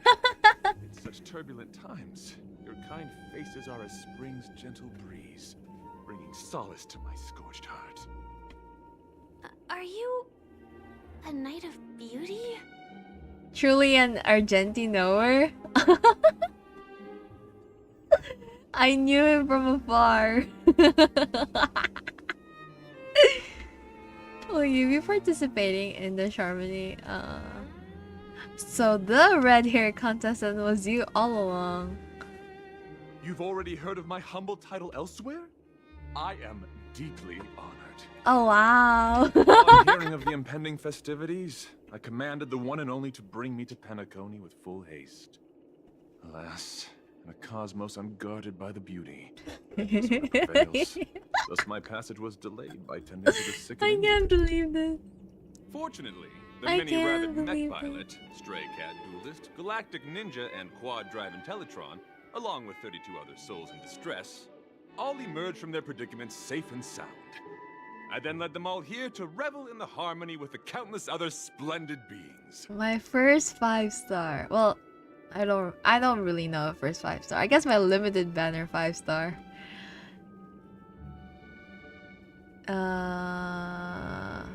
You're quite the savior, aren't you? I do not deserve such praise. Labow. Fortunately, that dashing IPC ambassador, whose radiance matches that of a beautiful peacock, remains in a woeful state. Ugh, how I wish he too could partake in this splendid occasion. Okay, let's get back to business. Since fate has brought us together, it stands to reason that you both seek the accolade of the audition's victor, correct? Yeah. Though upon arrival, I was once mistaken for a towering silver-armored fugitive with fiery red flames due to my lack of eloquence. It matters not, for all these trials stem from the land of the dream's beauty. What matters is that I now stand before you. Our paths have crossed. I, Argenti of the Knights of Beauty, am humbly requesting a battle with you both. Oh. In the name of the Code of Chivalry. Oh.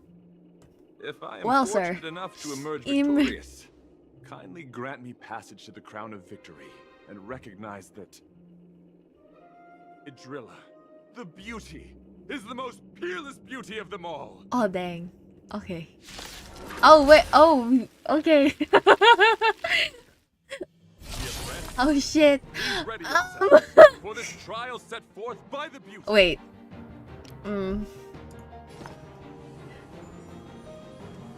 Yeah. Resonate all together. This ends it all. Eye for an eye, the flesh tempered 1,000 times. Sir, don't die. Hello. Behold, this symbol of beauty. My job is to be nosy. Wait, what is this? May song bring us victory. Rise to the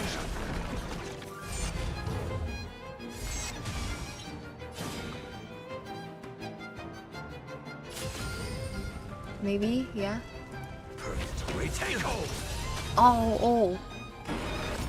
You're fighting a gentleman. Oh shit. I offer my Beasts slaughter each other. Your convictions Ah! are indeed on. Phase 2? What? It's a pity. The laurels of victory belong to its recipients. That's enough. 1%. I have come to grasp the sincerity of your cause. I yield. I yield. Oh, we done? Oh shit. Beautiful. Truly Okay. a captivating contest. It is through you that That's I crazy. realize to uphold the honor of the throne. I must further hone my skills. What a beautiful lesson indeed. Go forth, my dear friend. Beautiful miss. The audition's crown is yours to claim. I shall remain here. I did not expect to be meeting him right now. I'm not gonna lie. Offering you the most heartfelt cheers and applause. We don't have much time. May fate allow us to meet again, Knight of Beauty. Oh shit. In that case, let's make our way to the end. That is so funny. Penacony's really thronging with talent. You're so silly. I hope we make it in time.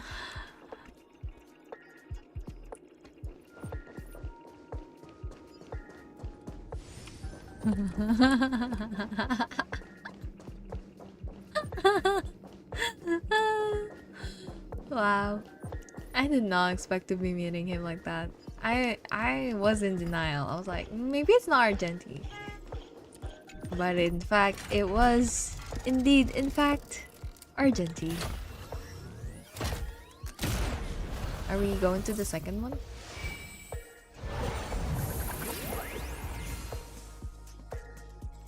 Or are we just going back? Oh, we're at the end of it. I see. Wowee! What the hell? On becoming this Scorched Sand Festival champion. We look forward to their amazing entrance in the Charmony Festival. Let's give a This is so trippy.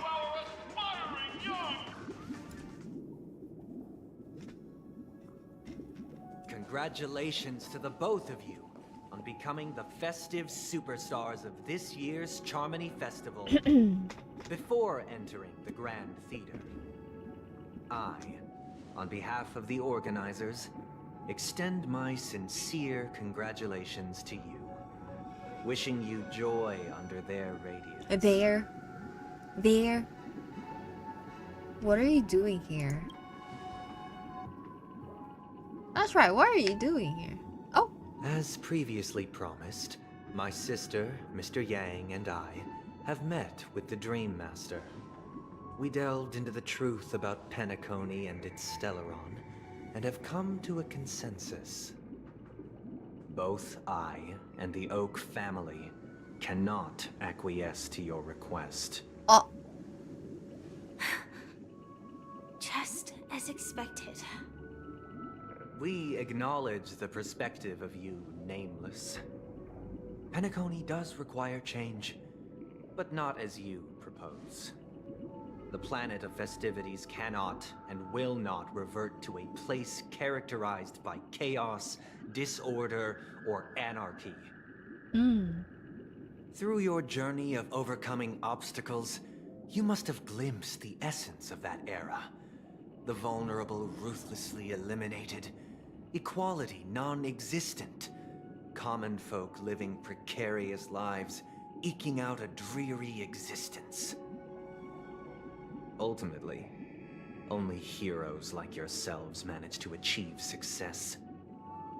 But I would dare ask, if you did not possess the special status of having a Stellaron, and you were but an anonymous and frail member among the masses, Which penacony would you prefer?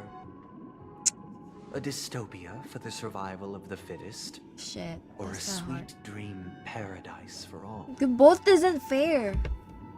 I don't know. Why are you asking me? That's not the point. Don't let him mislead you. Because Mr. Sunday, leave me alone. Even if the members of the Oak family can't fully agree on what to do about the Stellaron, now's not exactly the time to be holding an extensive discourse about Penacony's past and future, is it? The Stellaron issue concerns the life and death of everyone on Penacony. If anyone has a better suggestion, the crew is more than willing to listen. Also, it'd be best to tell us the ins and outs of that meeting. This way, we'll at least know what Welt and Miss Robin are dealing with, and the reason why they failed to make our appointment. Ah, Navigator. That is precisely my intention. With all present, let's begin by discussing the details of that meeting. Let's talk about our tribulations and choices, our ideals and beliefs, and our final course of action. The only path to take. The only one? No.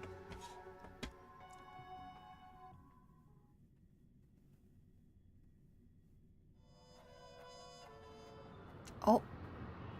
You mean to say that for the longest time, Who's this bird, bro? Who are you? that I have bequeathed to the masses as a tool to realize their ambition? Who has a bird in Penacony? Indeed, Dream Master. Once the Charmony Festival begins, the Stellaron's powers, along with the song, will be broadcast across the entire planet of Penacony. And then everyone in their dreams will be unable to awaken.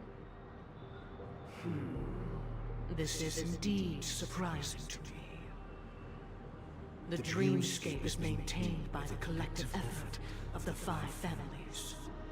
If someone were to use the Charmony Festival to recklessly disseminate the power of the Stellaron, this individual must hold a position of great authority. Do you have any suspects? Yeah, I'd like to ask. Did you really not know of the Stellaron's existence?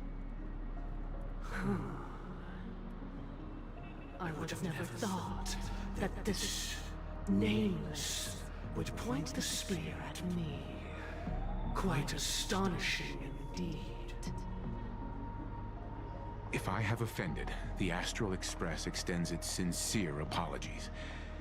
But the current circumstances are dire and leave no room for meticulous inquiry.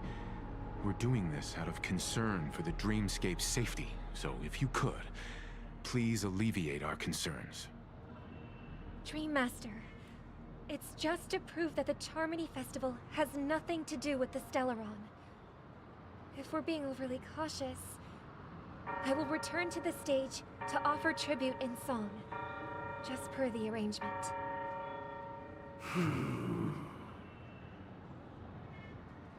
So much for being a Dream Master, I know, right? Like, you didn't know, like, those people were moving like that under you? Dispositions like the back of my hand. Both of you, right now, can surely be lauded as their most devout advocates. I already know your resolve. The magnitude of this matter is enormous and cannot be taken lightly.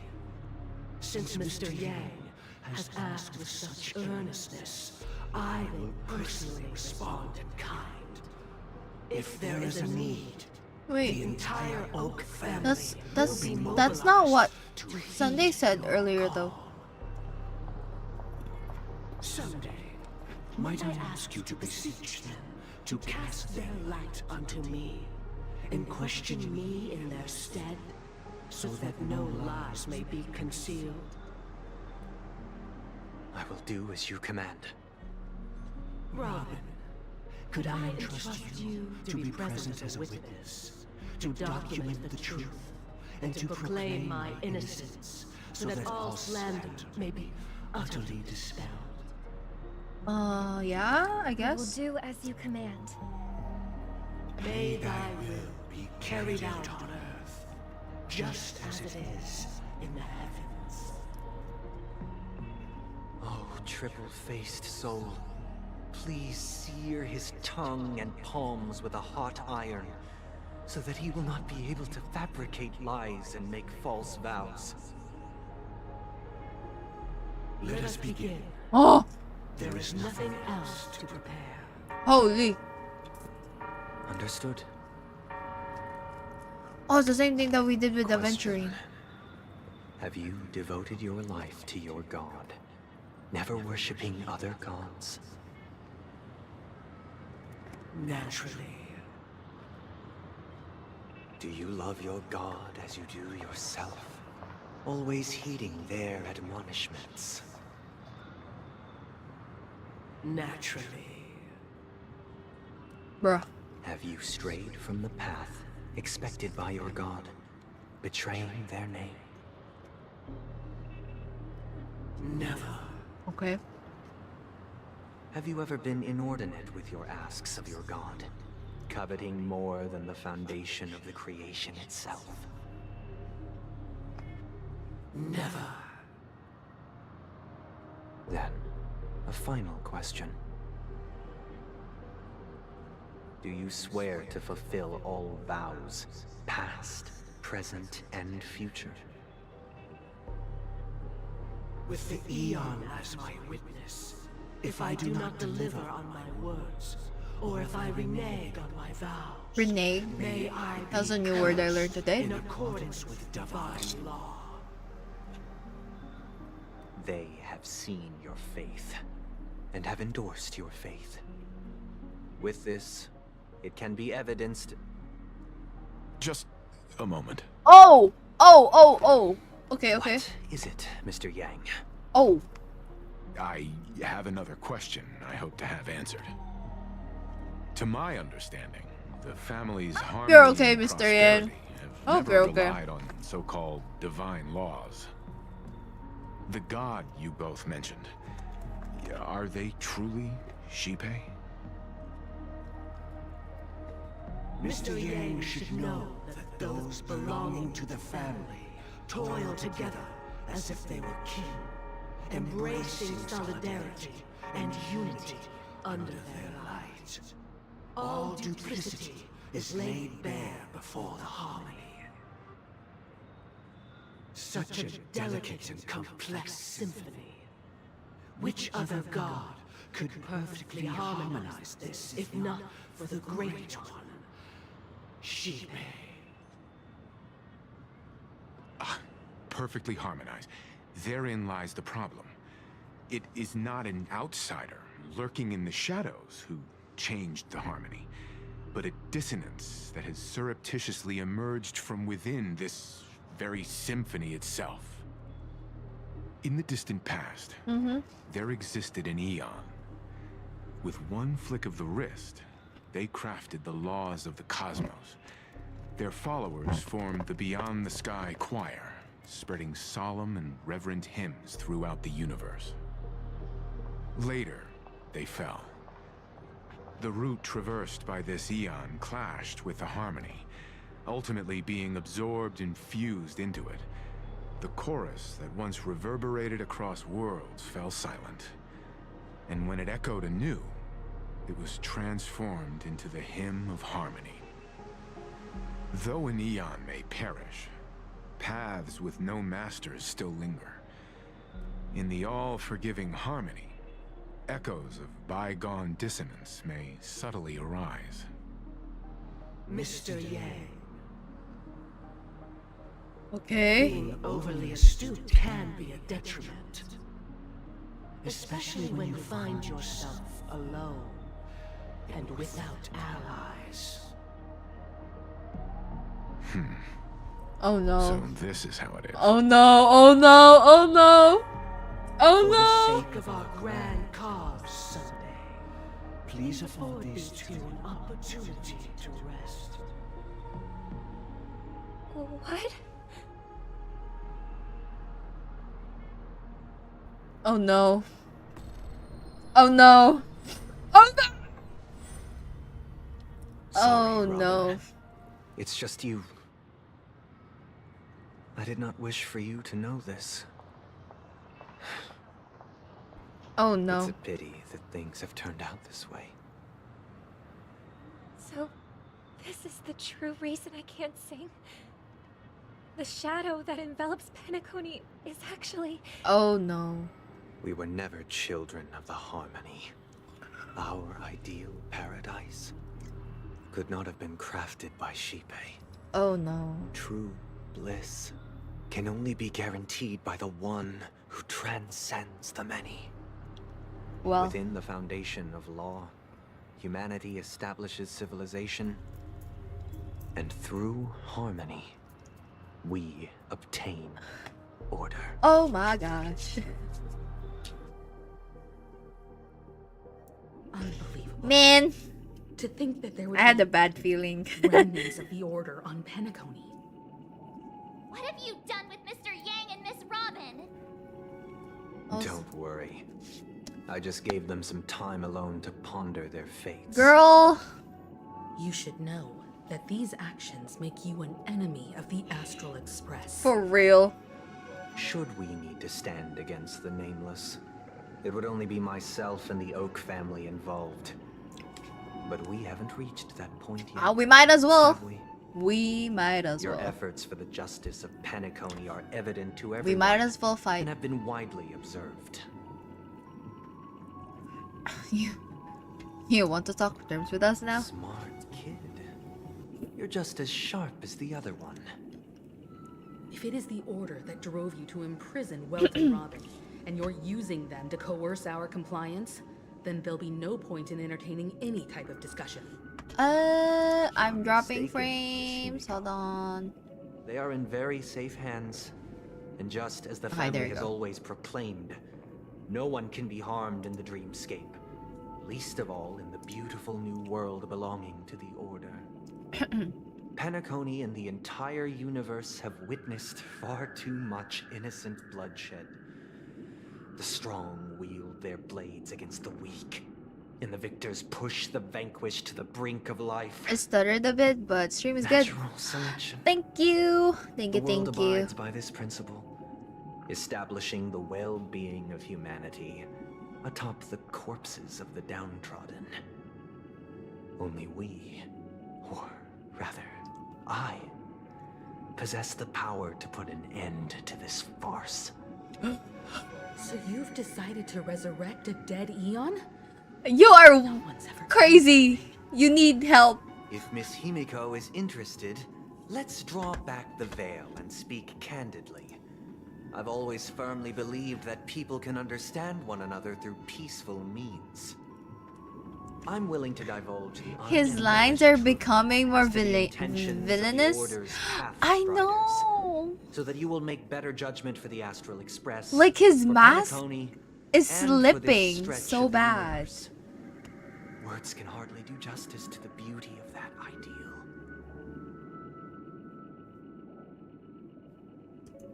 Shit. So, come with me, everyone. Let us retrace our steps and see once again what It's so funny because this is like the kind of tone that you probably would hear from someone who's like brainwashing you or something. Where'd he go? Welcome.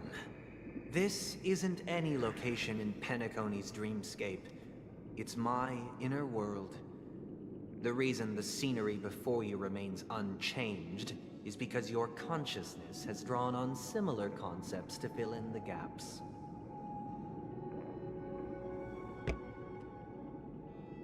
We might as well be in Did you do the prison, I'm same not to gonna lie. Welt? It's a tuning process. Stronger in effect and more draining on the mind. The gray-haired guest has experienced it before, so she should understand what it entails. Tuning allows you to intuitively grasp my feelings, which also means that I cannot hide anything from you. Now, everyone, please look at the huge screen. The road we once took begins here. From this point on, you will witness the numerous decisions I've faced. I've selected a portion of these to share with you. I believe after going through similar predicaments, you'll be able to better understand my thoughts. Let's begin. The first decision. A story about a baby bird. A freaking baby bird. We're This gonna story go all the happened way when back. Robin and I were very young. We were victims of the Stellaron disaster, and the family's Mr. Gopher Wood, who would later become the Dream Master of Penacony, saw that we siblings had no one to turn to and took us in. Later on, Robin and I lived a time with nary a care in the world. One day, after dinner, while my younger sister and I were lounging about in Mr. Gopher Wood's yard, we spotted a fledgling Charmony dove all on its own. That baby bird was tiny. It didn't even have all of its feathers, and it couldn't sing. When we found it, it was already on its last breath, having fallen into a shrub, probably abandoned by its parents. We decided to build a nest for it right there and then. However, thinking back, that winter was unusually cold, with fierce winds at night in the yard, not to mention the many poisonous bugs and wild beasts in the vicinity. It was clear that if we left the fledgling in the yard, it stood no chance of surviving until spring. So, I suggested we take it inside, place it on the shelf by the window, and asked the adults to fashion a cage for it. We decided that when it regained its strength enough to spread its wings, we would release it back into the wild. The tragic part, something that we'd never considered, was that this bird's fate had already So you're just been gonna take determined away, long before like, this moment. whatever they're determined. Its Whatever. destiny was determined by our momentary whim. You're playing God for real. I pass the power of choice to you all. Faced with this situation, what choice would you make? Stick to the original plan and build a nest with soft net where the Charmony dove fell.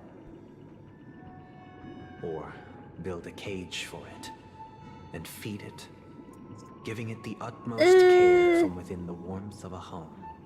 Are we actually gonna choose? I eagerly await your answer. Like, for real? Actually?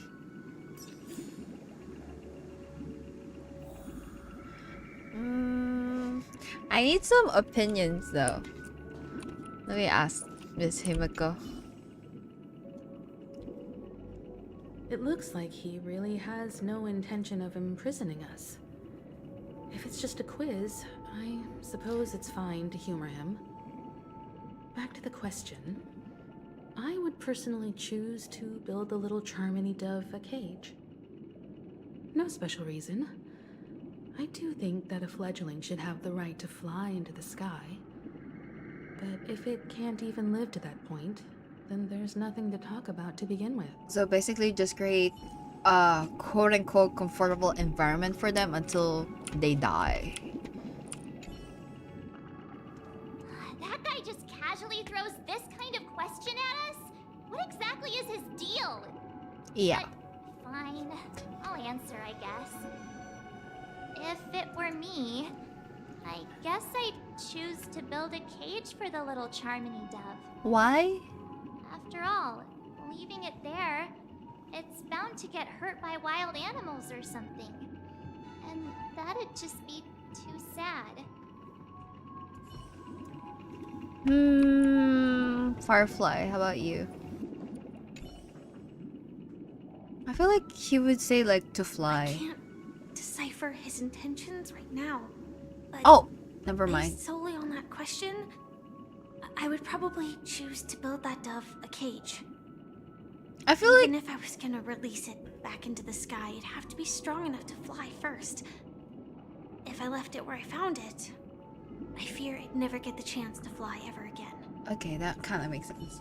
I feel like the way that he was saying all those like wording the questions was like it's just naturally for us to choose to build a cage for the little dove.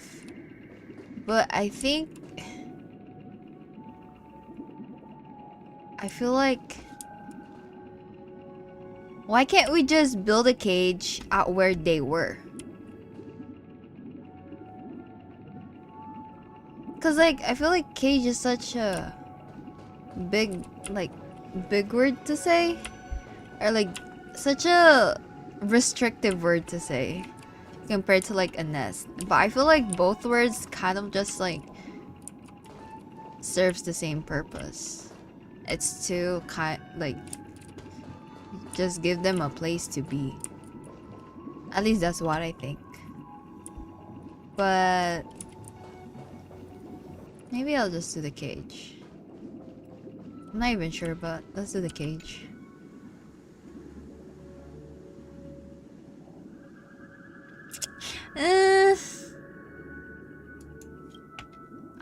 I don't know. This is hard.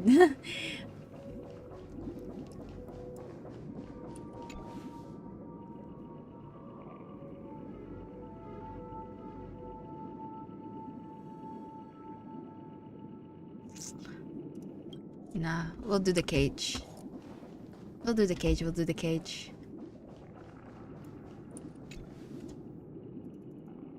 I'm happy to see that you made a choice similar to ours. If your mind is made up, let me reveal the outcome of this choice. Crash and burn. We passionately nursed it back to health, preparing only the best food for it every day. We even preened its feathers. Later, on the day that Robin left Penacony, they died anyways. We opened the cage door and let it fly back into the sky. I watched it for a long while by the window, probably about 3 or so days. In those 3 long days, the little Charmony dove tried again and again to spread its wings to fly into the sky, but fell to the ground, only to keep trying. Finally, on the 137th attempt, 137, you literally. But its attempt did not go perfectly. After flying unsteadily for a while, it fell to the ground, unable to grasp the direction of the air currents. The fall shattered its wings. It writhed helplessly in my embrace. But it was all for naught, finally succumbing to a painful demise. And in that instant, our tender care, our given love and hopes, they all became the inevitable push that sent it to its death. I deeply regret the choices we made. Next, let us head to the second decision. This time, it's the story of a dream chaser. This story happened when I was appointed as Bronze Melodia, a position exclusive to the Oak family, charged with listening to the problems and vexations of Dreamscape residents. Oh, and providing them when with the relevant guidance. he looked like a priest in the It was confession during booth. that period that I had the opportunity to hear voices from all corners of the Dreamscape. Joy, sorrow, Arrogance and regret. the complex tapestry of human nature that formed the world. And I was fortunate to catch a glimpse of it. He was a dream chaser and an illegal stowaway. Just like the rest of them, he came to Penacony in search of a better life. Oh, the really Except rude that, one? To most people, the price he paid, I suppose you could say it was everything. He told me, I sold everything I could at home. The house, the land, even his 2 children. No. That's He said he right. could That's not right. afford He to did raise do them. it, huh? And that, at least they could eat if they lived as slaves. He had a plan in place. He would buy back his children once he had made his fortune, and enjoy Penacony's beautiful dream with them. Alas, his plan to smuggle himself was somewhat clumsy, and he was sniffed out by those pig-headed hounds. After hearing the Dream Chaser's story, I immediately appealed to the Bloodhound family to cease their pursuit. That way, at least he could live peacefully. But I was still too naive to the ways of the world. No.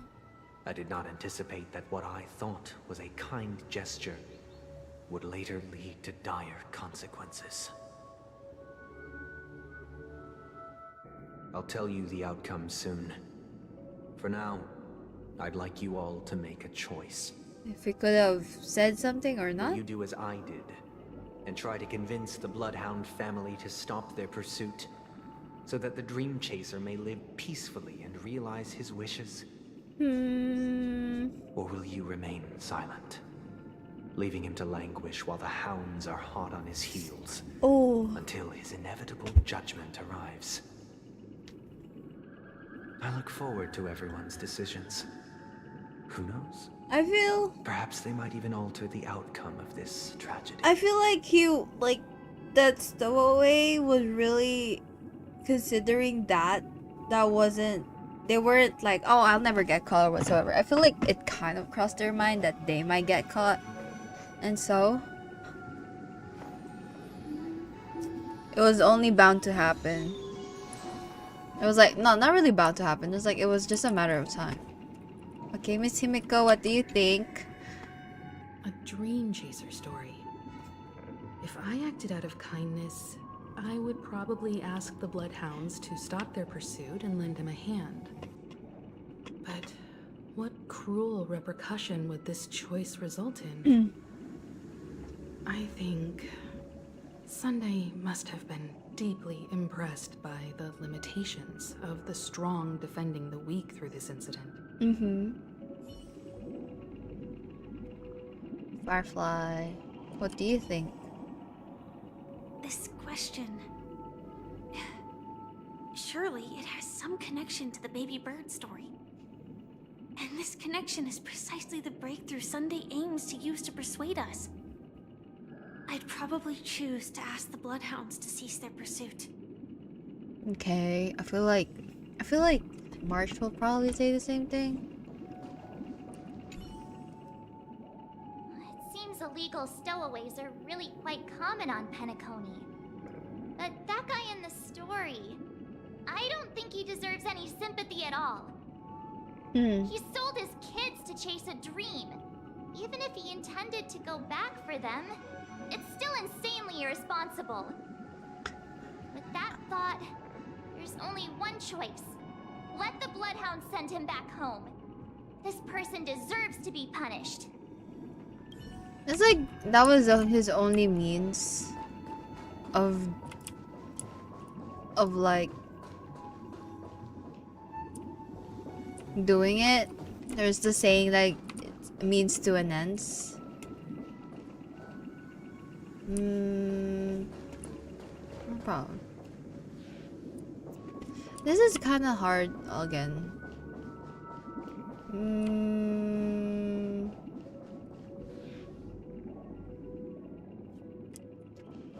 Maybe I'll just...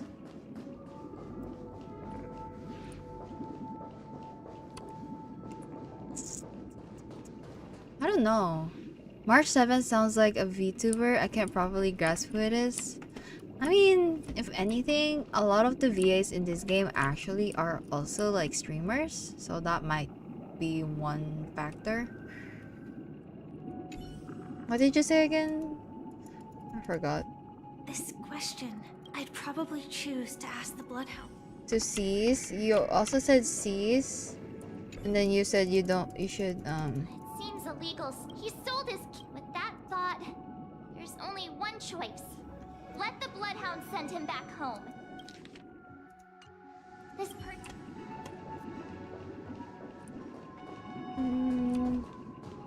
I feel like even if he does go back home, he'll already be struggling. I don't think it's just that easy to like forgive or like forget what he did as a father. So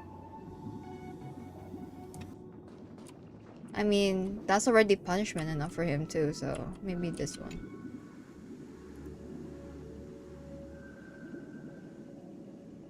I don't know about live peacefully, but I feel like they will also suffer in whatever they did, because they're not even like, that's an ideal thing to happen. Like, he'll go back to his family and all that stuff, but he doesn't even know if he has a family to go back to. So I think that's suffering enough for him. So whether he doesn't get pursued anymore or so, yeah. I'm honored to witness you arriving at the same decision.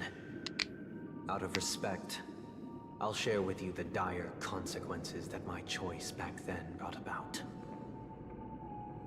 That's just what I think. The outcome. He attained major success. After avoiding capture, he ran a business for a few years, very quickly making a name for himself, elevating his status. He might not have become a tycoon like old Auntie, but he was considered a character of excellent repute. Now then, did he realize the wish he set out to achieve? No. The last time I saw him was in the real world, where the hounds were going to permanently exile him, and I was the accompanying bronze melodia. The mission was simple. Listen to the criminal's repentance. Oh. Never mind. He told me the reason he was in this predicament was because he conspired to usurp the head of the Alfalfa family. When I asked him about his 2 children, he instead responded with a question. What children? In the end, my heart aligned with the harmony, and the good deed I dared to undertake held no value, turning instead into a wrongdoing. It created a lamentable oppressor. Lamentable. Lamentus. As to your choice, I once again offer my heartfelt apologies. Next comes the third and final I feel like decision. I'm fucking this up. And the story this time is my own. Oh, is it the story with Robin? This story happened the day I was appointed the Oak family head. At that time, oh, maybe Mr. not. Gopher Wood was the Maybe current not. Dream Master. And as per his wish, we had a private conversation. What surprised me was that the Dream Master had only come to deliver a letter to me. He let me read its contents, and it was a letter from my sister.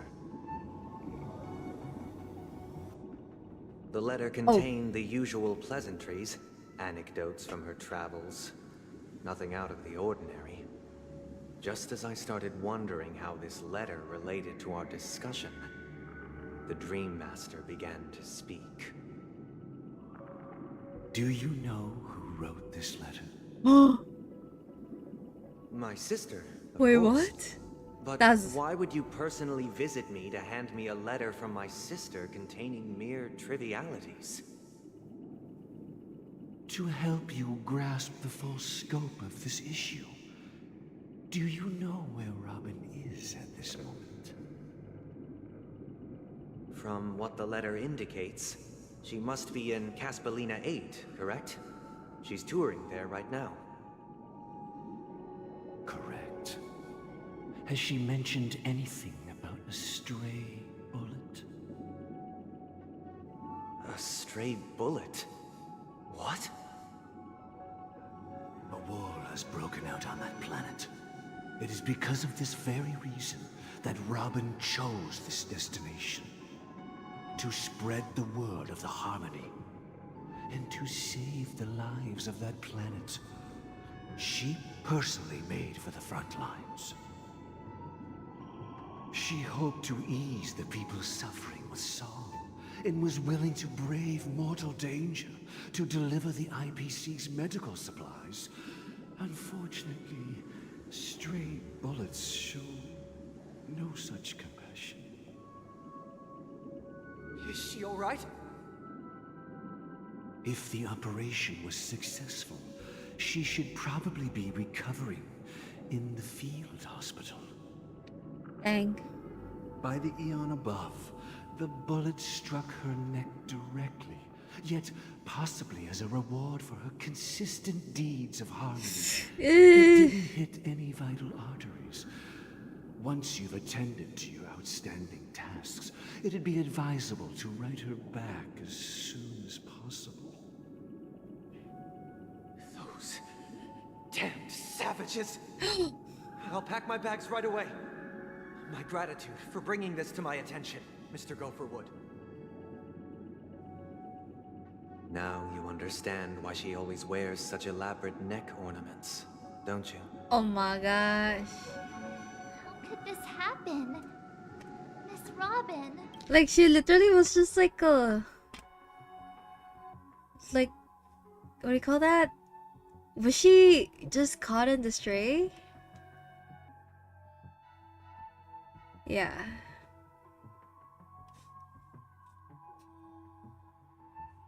Dang. Dang! It's all in the past, so please don't worry. I share this in the meager hope that you will understand the harmony's limitations and predicament. As grandiose as the strong defending the weak sounds, many times, it is nothing more than wishful thinking. Mm-hmm. Likewise, I've prepared one last question, one last choice. But rest assured, this choice will not have any grave consequences. Because this is merely a figment of imagination, a nightmare that has haunted me through countless nights. If you ever had the opportunity to make a choice like I did, would you still support Robin's journey on the path of harmony? No.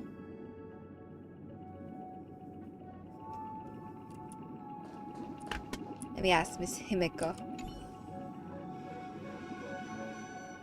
I often feel like I've dreamt of similar scenes on certain nights. In the dream, I see blurry faces. I don't know who they are, but I sympathize with all of them. Their confusion and fear are lucid to me. But I also remember they chose never to give up. Just like Miss Robin. If Mr. Sunday's question leaves you puzzled, you should find the answer from your own experience with each trailblaze. Oh shit. Dangers and tribulations will surely follow. But would you ever back away? Would you stop March and Don Hung from reaching their next destination? I believe you have an answer of your own in your heart. Okay, I think that's enough information for me. Crazy how Robin got shot in the neck and survived, I know, right? I feel like as a person, I feel like that was just an unfortunate circumstance that Robin got caught in, so for me, I'll always support. And if something unfortunate happens in all the while, then we'll deal with it when it comes. Otherwise, what is there to lose?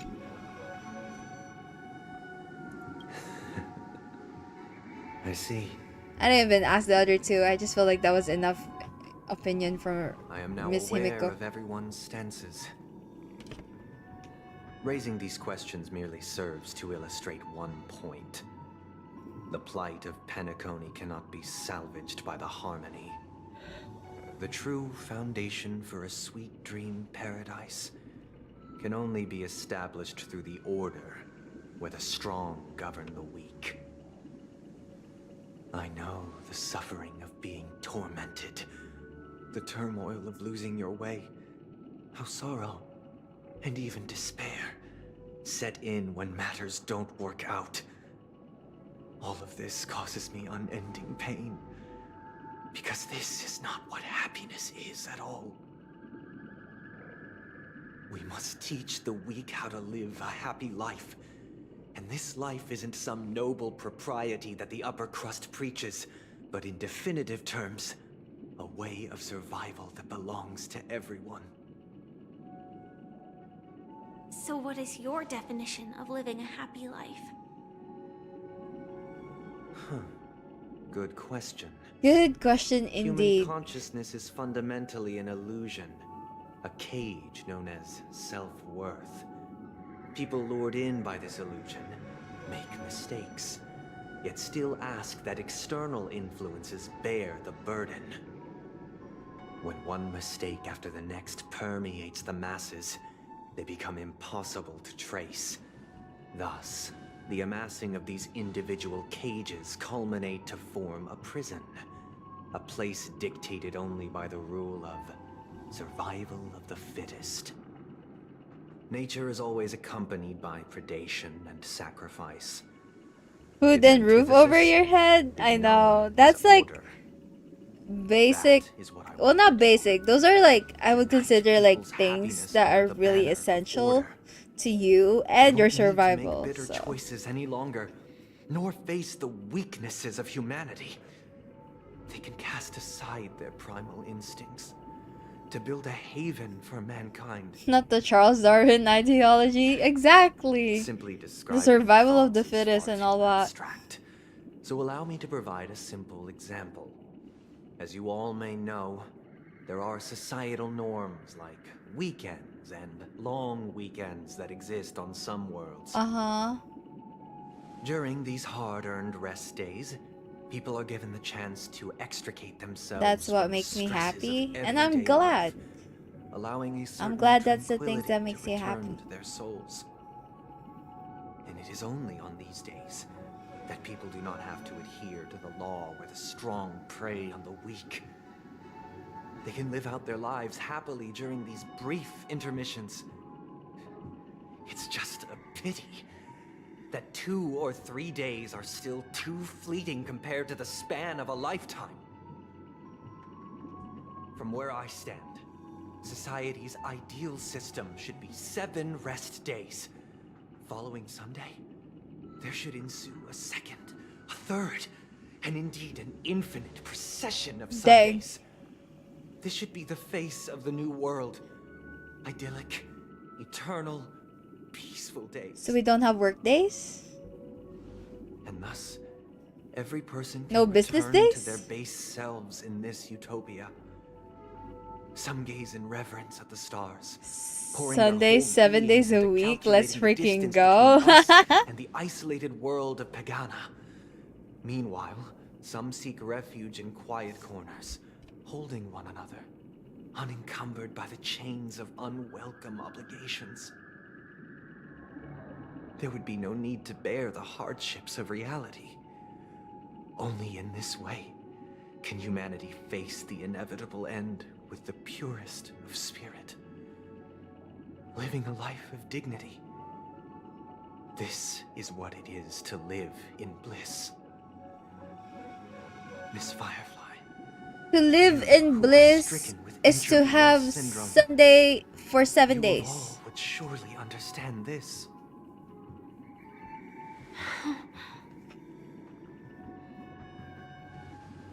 It sounds like a flawless theory.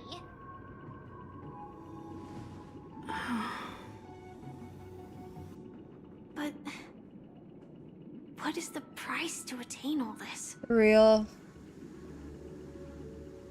The cost is minute, merely a personal and eternal sacrifice. If this paradise is to be maintained for everyone, someone must remain trapped in Not him solitary bringing Firefly into this, exactly. until the end of the cosmos. Awakening. Which means that this so-called paradise is still a dream. Stepping into this paradise means forsaking reality, correct? Mm-hmm. We're just gonna forget about everything. It is not forsaking, but transcending. Flesh, blood, sorrow, weakness. If the physical is the root of spiritual suffering, it is only logical that we defeat it.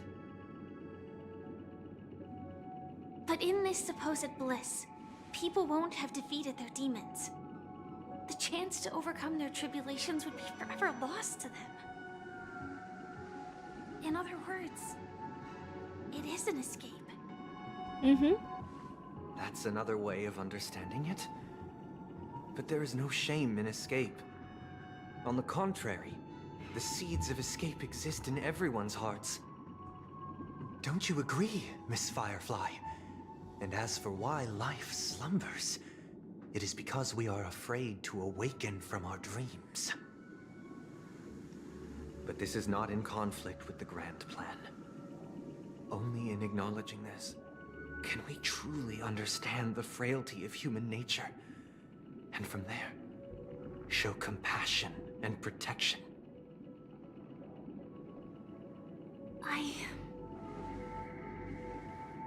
I admit that you are a born leader. Your perspective on humanity brims with pessimism. It's like he still speaks with it to him with so much respect. For all, even when your heart pities them. Yeah. But unlike you, I live for the self.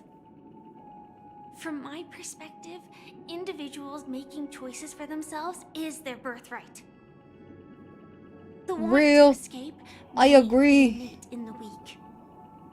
But whether they are weak or not, it is not up to another to decide. Uh-huh.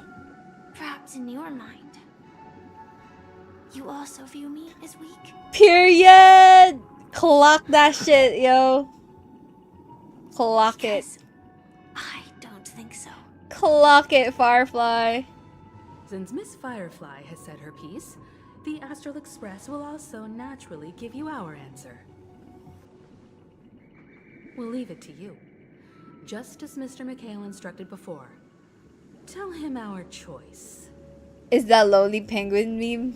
Newt newt. Sorry.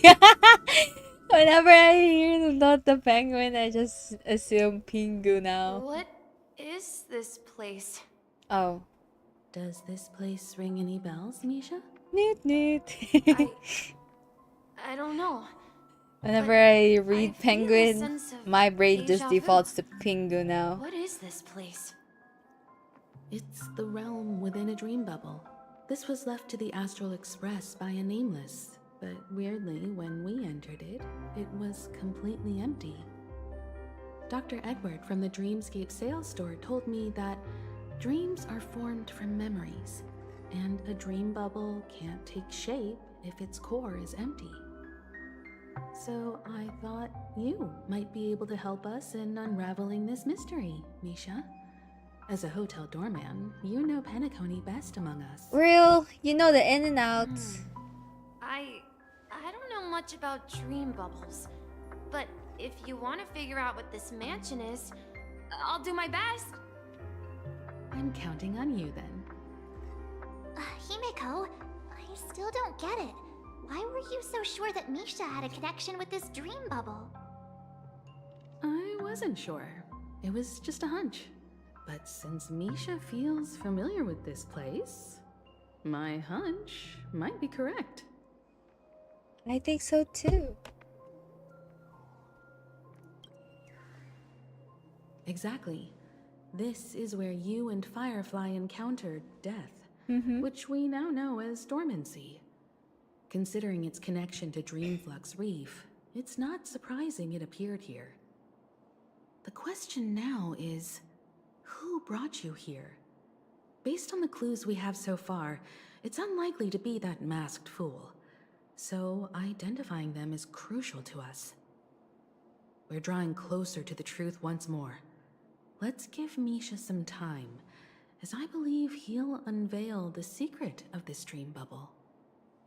Alright, but there are doors all over the place. Which one should we choose? Let's ask Misha. Do you have any idea, Misha?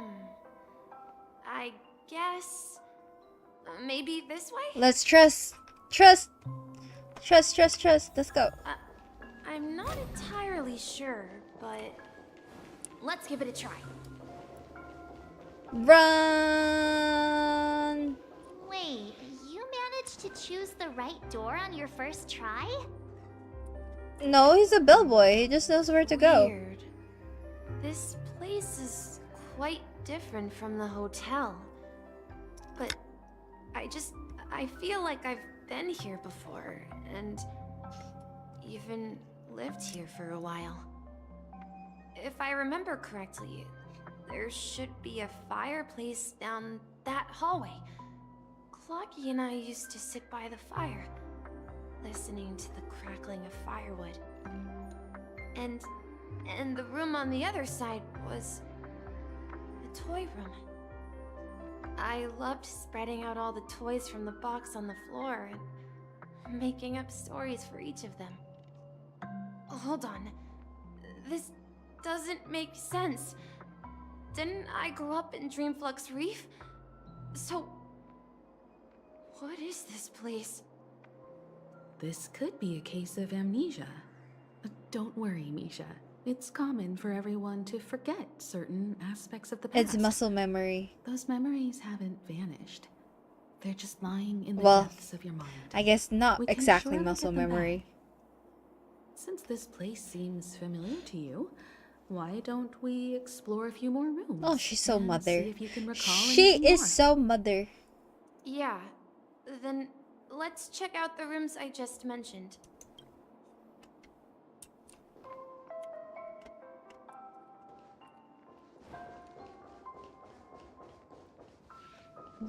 Before we do that, just a quick time check. It's 11:03. We'll see how far this one finishes, but I do aim to finish by like at least like 11:45, hopefully. I mean, Mikhail, yeah. that's the name. Now we all know him as the Watchmaker. So, who is he talking to? Do you know anything about it, Misha? I'm sorry, I don't know much about the Watchmaker. But, Mikhail... Anything special about that name? Mikhail is... his grandpa's name. Omo. Grandpa? Do you mean you're the Watchmaker's grandson? Omo. But we haven't heard anything about the Watchmaker having descendants. And the name Mikhail is not rare. Perhaps it's merely a coincidence. Could you tell us more about your grandpa, Mikhail? Yeah, sure. He was a seafarer who fearlessly ventured into mysterious seas and storms. He was always on the sea. Oh, and that's had so lots interesting. of friends who accompanied him on his travels. He didn't want me to call him Grandpa because that would make him sound old. He believed he was still young. The name Mikhail was given to him by his parents, Mihaly and Elise. Oh. Both renowned seafarers. Name drop the grandparents. I think share his he log might with as me well just and tell really me be about his Mikhail's adventures at grandson. I want to become a great adventurer, just like him. It appears that the seafarer has nothing to do with the Watchmaker. So, perhaps it's just a coincidence? So, where is your grandpa now? He went off on a new journey, and it's been quite a while since I last saw him. Oh. So, where has Clocky gone? Did he leave to protect Dreamville? So you need to keep yourself safe too, okay, Mikhail? I promise you.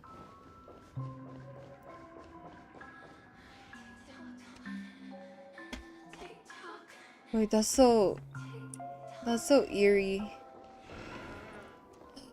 What is this? Oh, it's oh, the music changed altogether. I heard some noises from the room.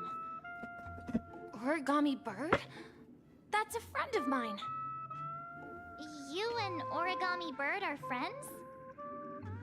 Yeah. It's a member of the Compass crew, just like Clocky and Miss Mirror. And there's more than just one origami bird. They are a big family with lots of brothers and sisters who look the same. They follow Miss Mirror's orders and handle all sorts of jobs on the ship. They're the best sailors. Sailors? Can origami birds be sailors? Could you tell us more about the compass, Misha? Mm-hmm. The Compass is a ship bound for the New World. Clocky and his partners travel through layers of fog to the depths of the sea. Whenever there is danger, Clocky will use a compass and guide the ship in the right direction. That's a great story. But in the Penacony cartoon, Clocky and his partners have always lived in Dreamville and never ventured out. That's right? true. They've always been there. Oh, that does seem to be the case. Huh? Weird. I clearly remember Clocky arrived in the New World in the end. Oh wait, his memories are just... Perhaps Clocky has a hidden past. That's true. I think I hear the sound of water. Oh. You once mentioned there's a magnificent fountain up ahead. Wait, are we going to where I think we're going? Look, there it is. We are! The water resembles a precious jewel embedded in the dreams of all seafarers.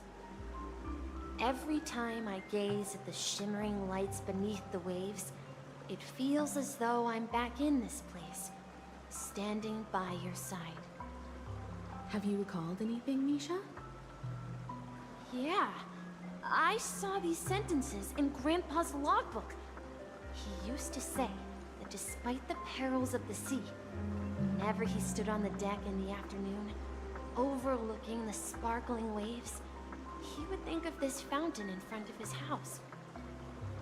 He often said that those moments felt like returning to his family's side, and the difficulties at sea didn't seem quite as challenging.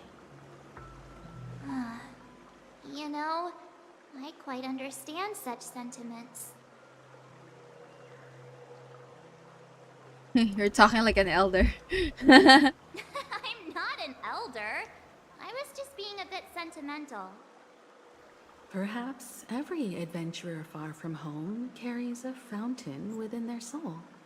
Even though the other side of the sea remains shrouded in the unknown, the fountain in front of his house serves as a compass, leading him back to his cherished ones. Yeah, while Grandpa was at home, we would stand by the fountain and place the compass, a toy boat that I made, into the pool. Back then, I would ask him when I could go on adventures like him, and he would always laugh and say I was still too young. It seems this Mikhail is truly a seafarer and has nothing to do with the watchmaker. Yeah, based on Misha's recollections, the scenes in the dream bubble appear to be his childhood memories. But this raises more questions. According to Misha, he was clearly born on an oceanic planet and led an ordinary life, with no connection to Penacony at all.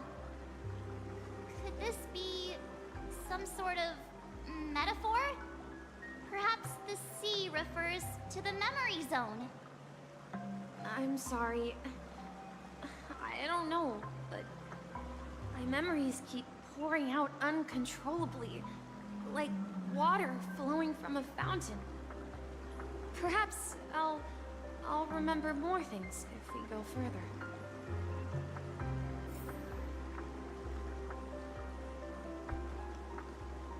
Wait, are we gonna end up doing some puzzles around this map?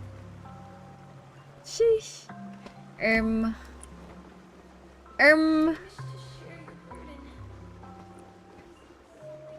We're going to the opposite side, right? No, we should turn left here. Huh? Something feels different about this place. This is it. I remember this. Never mind. Never mind. That's a dead end. Up ahead is Grandpa's study. It was in that room that I saw him the last time.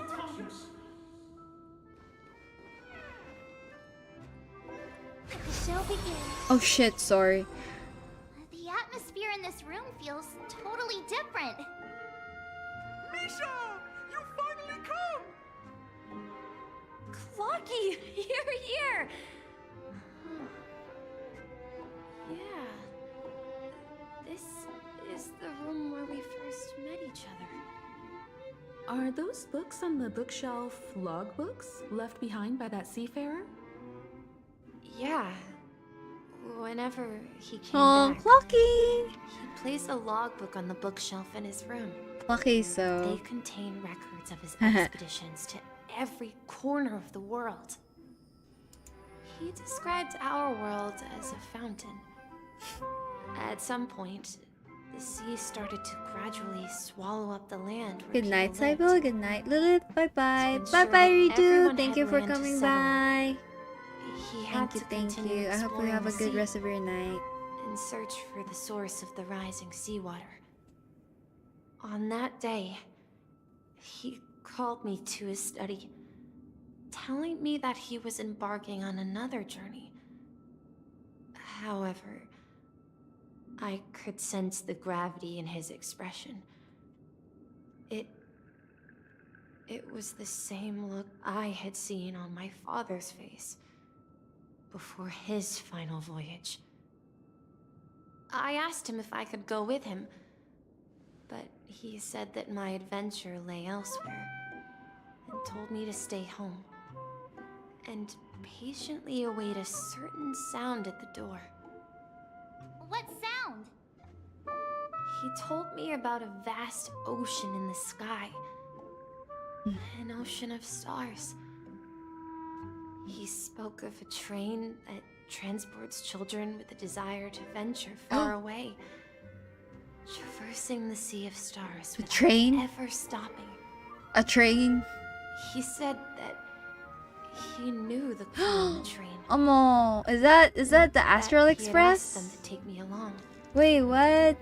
He said the journey I had always dreamed of. Is it the Astral Express we're talking about? A train? Could it be? It's the Astral Express. Oh my god, it is the Astral Express. I remember now. Grandpa's friends are a group of nameless who came to this world to resolve a disaster caused by a star. Then, he gave his pocket watch to me. It was his cherished treasure, appearing in every one of his adventure tales. He explained that difficult times were ahead, but assured me that the watch would guide me. He said, as long as I kept moving forward, I'd eventually reach my desired destination. Hi, Binya. Hello. And then, it was as if I heard the distant sound of a train whistle, echoing throughout the room. Exactly, Misha. And then we. Sorry, that's a good. That surprised me. That surprised I me. think I can still find the way we took back then. Okay, I feel like this is gonna drag a little bit. Oh, wait. This is the dream jigsaw, right? So we're supposed to find the Do you remember? You said you obtained a... Hey, Looks like we're just one...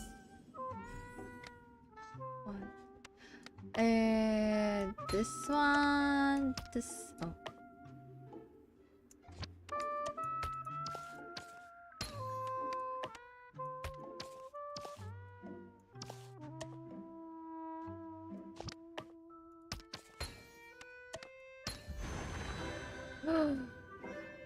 What is that? Is it this one? Oh, that's the one we're doing. Okay. Well, I think this is gonna go on for maybe, like, I feel like it's gonna go into like a big info drop and like lore drop, so I probably will stop here just because I'm getting conscious of the time. But yeah. Stop the challenge and save your current progress. Can I pause and save? I'll probably pause and save.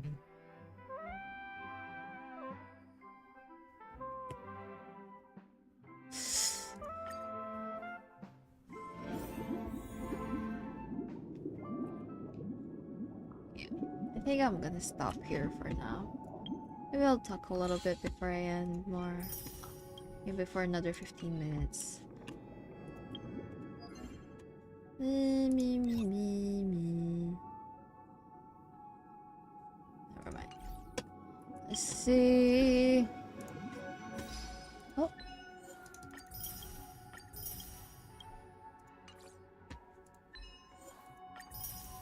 I want to be able to rest a little bit before my scheduled appointment or so.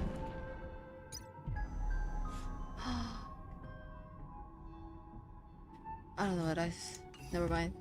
How many do I have? I have 800. I have 800. But yeah, I think I will end the story there. I feel like that's a good pause, since Misha was able to slowly regain his memories and recognize that yes, it's us, the Astral Express.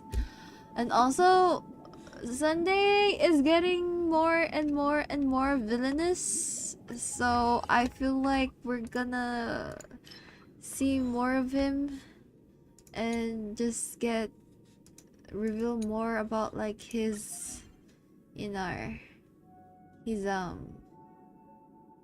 identity, I guess, suppose. Wait, what?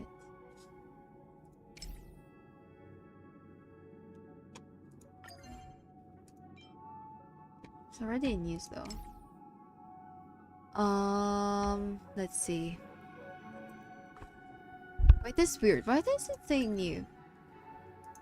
It's already new. In news. This one too. Do I have any here? Nope, I don't. Not this one either. Wow. Let's probably do this. Oh no, I did this one. Oh wait, where did I get this from? Oh, there's a hamster! MG. Anyways. But yeah. What am I gonna say? Tomorrow, I will be playing Genshin. Question mark. Well, I do have on my schedule that I'll be playing Genshin, but I feel like I've been playing a little bit off stream. I might continue a little bit more later tonight, offline, and just unlocking more and more teleport waypoints and exploring more of Nalan. So it's just a little bit easier for me to go around the place and so. But yeah, I have Genshin scheduled for 3 p.m. tomorrow. I might start at 2 or 3, but right now I have it for 3 just for a good leeway. And then I won't be streaming on Thursday, Friday, or Saturday either. So I feel like tomorrow will be my last stream for this week. I did realize that I have like another game in my Steam library that I had downloaded, but I feel like that one is I'm gonna need a little bit more. I feel like that's like a 5-hour-ish game. Just because it's like a puzzle game that I've been really interested in doing, and I forgot I had it. So yeah, I might save that for next week. But yeah, tomorrow will be Genshin, and then yeah, so far I feel like we're getting closer and closer to like revealing more about Sunday's true personality. So I'm excited. Yay! Yeah. I guess that will be all for me today. Thank you for stopping by and thank you for watching our. I guess we're still in 2.2, huh? 2.2, 2.1. I can't remember. But yeah, we're still in this arc in this patch. And yeah, that will be all for today. I hope you guys have a good rest of your day, good rest of your night, afternoon, morning, wherever you are. Good time zone. Eat well and don't forget to hydrate and have a little treat for yourself today. But yeah, Otsusai, Otsusai! Thank you, Lilith. Thank you for watching and thank you for stopping by. But yeah, I will try to get a little bit more rest and so on and so forth. And probably not have, try to deal with the anxiety of like on my appointment. But yeah, other than that, goodbye and I'll see you on the next stream. Bye bye! Wee.